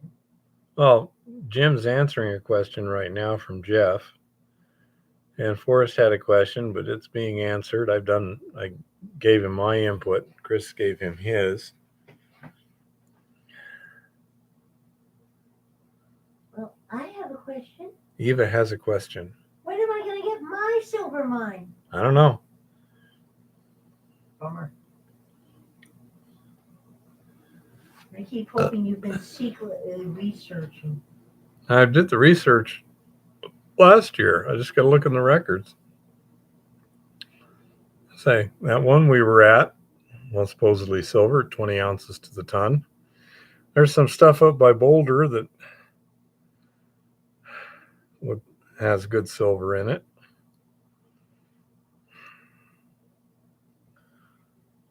Jeff Kablock might have some interesting stuff.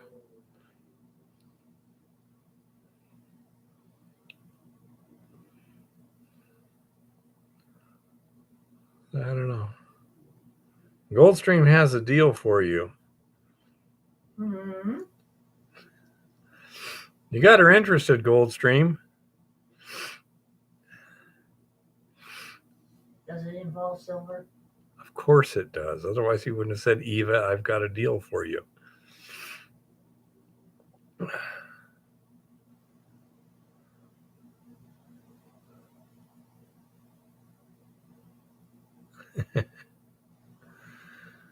Yeah, David, I'm starting to peter out here. My body still hasn't recovered. I'm fairly comfortable, but I'm not up to speed, endurance, and toughness yet. Strictly your imagination. I'm sure you could fight off a zombie horde right now. A zombie horde? Only if I've got a mounted minigun. Oh, is this going to be another one of those minigun conversations like we have with the Lord of the Rings? It wasn't much of a conversation. I just made a statement that, one or two guys with miniguns on top of Helm's Deep would have made that a cakewalk. You're just jealous because Legolas is so good looking. No, I'm so jealous because you think Legolas is so good looking. I have to admit, he is better looking than me.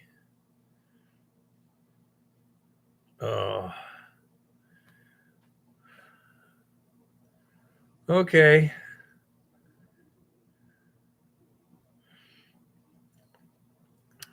Got anything else we need to? No, there's some discussion still going on, so I'm just trying to keep the stream open for now while you guys finish chatting. Don't really have much to add except I do thank y'all, especially our part-time resident electrolytic specialist for some of the stuff.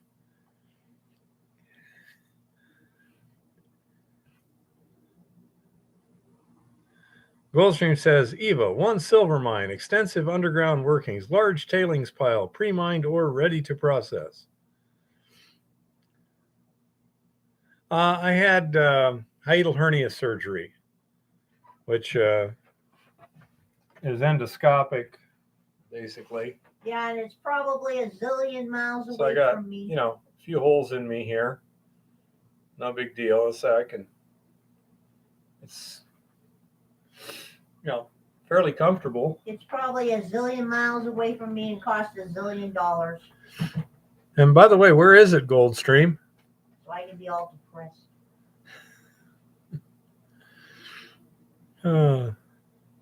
Everybody else has silver mines. Not even mine. Well, where is it, Goldstream? Where is it? Where is it? Be a sprinkler inside. Looks like I lost a shotgun fight with all the surgeries I've had. I'm not taking any meds now, Horton. I didn't hardly even need the pain medication. Pincushion Keith, yep. And his belly button is migrated. Smithers, BC. Let me see where Smithers, British Columbia. I told you, 1 zillion miles away. It might not be that bad. It's over the border in Kazakhstan. Yes. Home of socks. For now. Smithers, British Columbia. Looks pretty.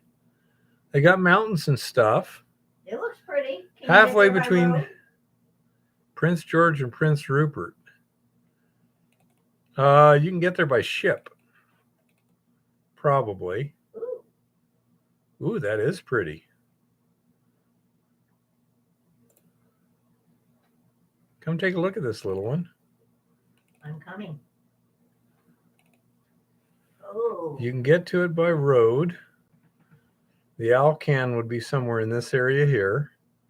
There's Smithers. That's going to be Prince Rupert in this area here. You can get there by ferry. Ooh, and you need vaccines, I'll bet. Well, I suspect by the time. Oh, that's gorgeous.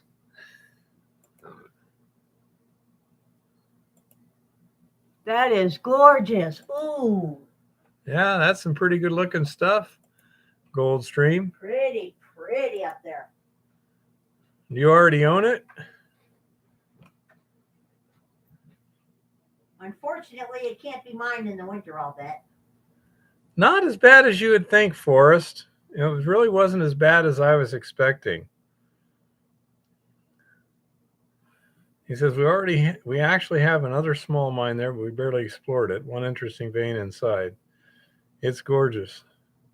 Look up the Cronin mine. It looks beautiful, and I bet you can't mine it in the wintertime. It's so pretty. All I want is silver and gemstones. Y'all can keep the gold.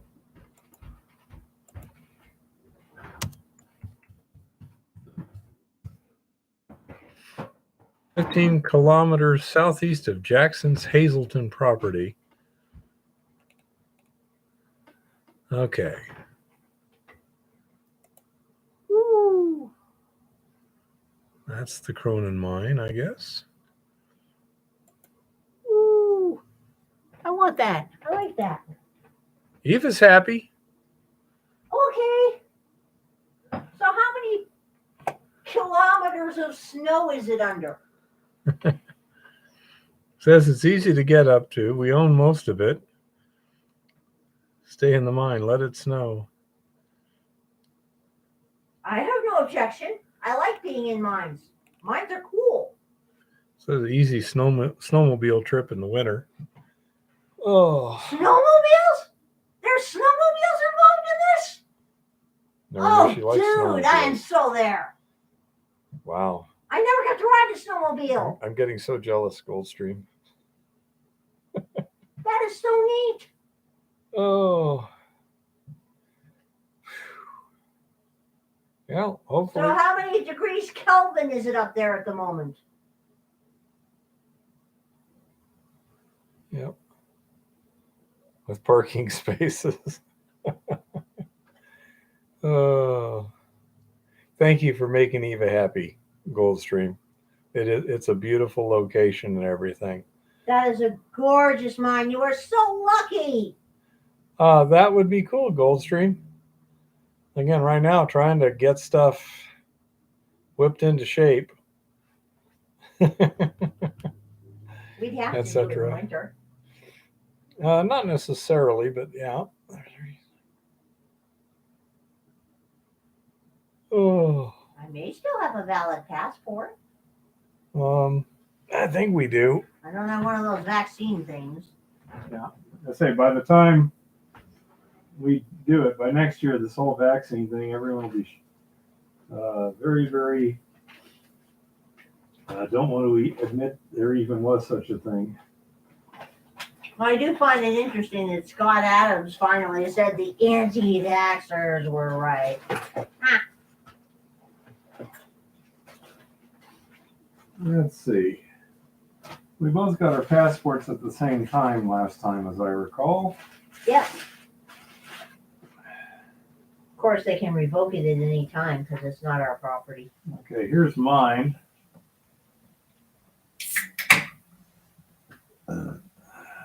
Mine's good till 2029. Apparently good for. Well, they can revoke them for any time. Well, of course. We'll try not to get on their list. No. Not sure If you how don't pay successful. taxes, you probably are on their list. Oh. Well, then they shouldn't have given me the passport in the first place, little one. Good point. That's right. Entirely their fault, which makes it entirely your fault. You don't know how this works. Oh. Well, I think I'm going to have to call it a night, folks. I'm kind of petering out here. Oh, it's been a fun night, and I say productive. Got some good ideas to work with here. So we shall go from there.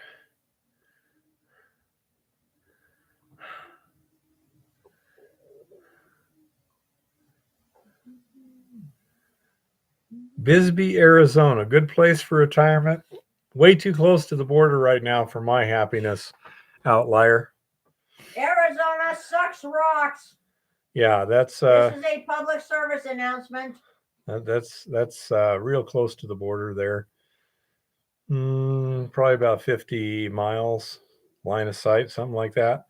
Yeah, Bisbee is like way too close to the border. Okay, Goldstream says he's got a couple videos on it, so if you want to look at that tomorrow, we can go ahead and do that, little one.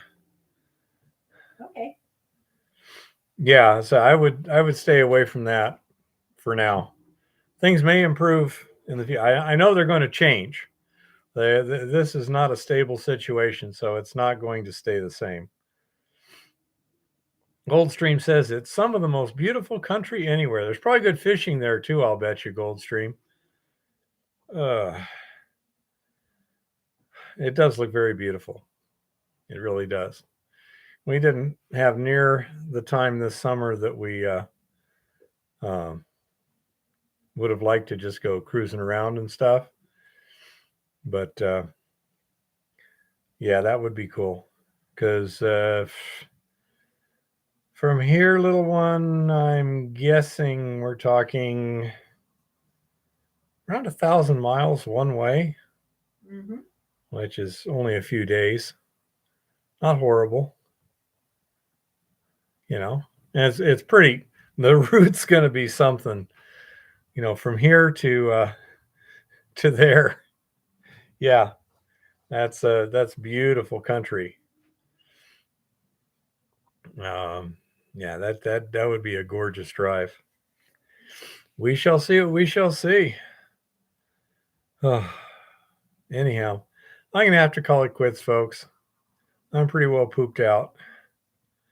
I'm doing fine, but yeah, I just don't have the endurance that's normal for me. So I'm gonna call it a night.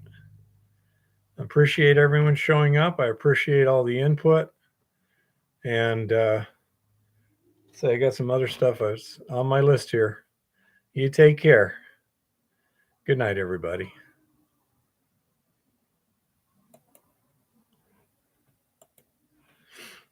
Ugh.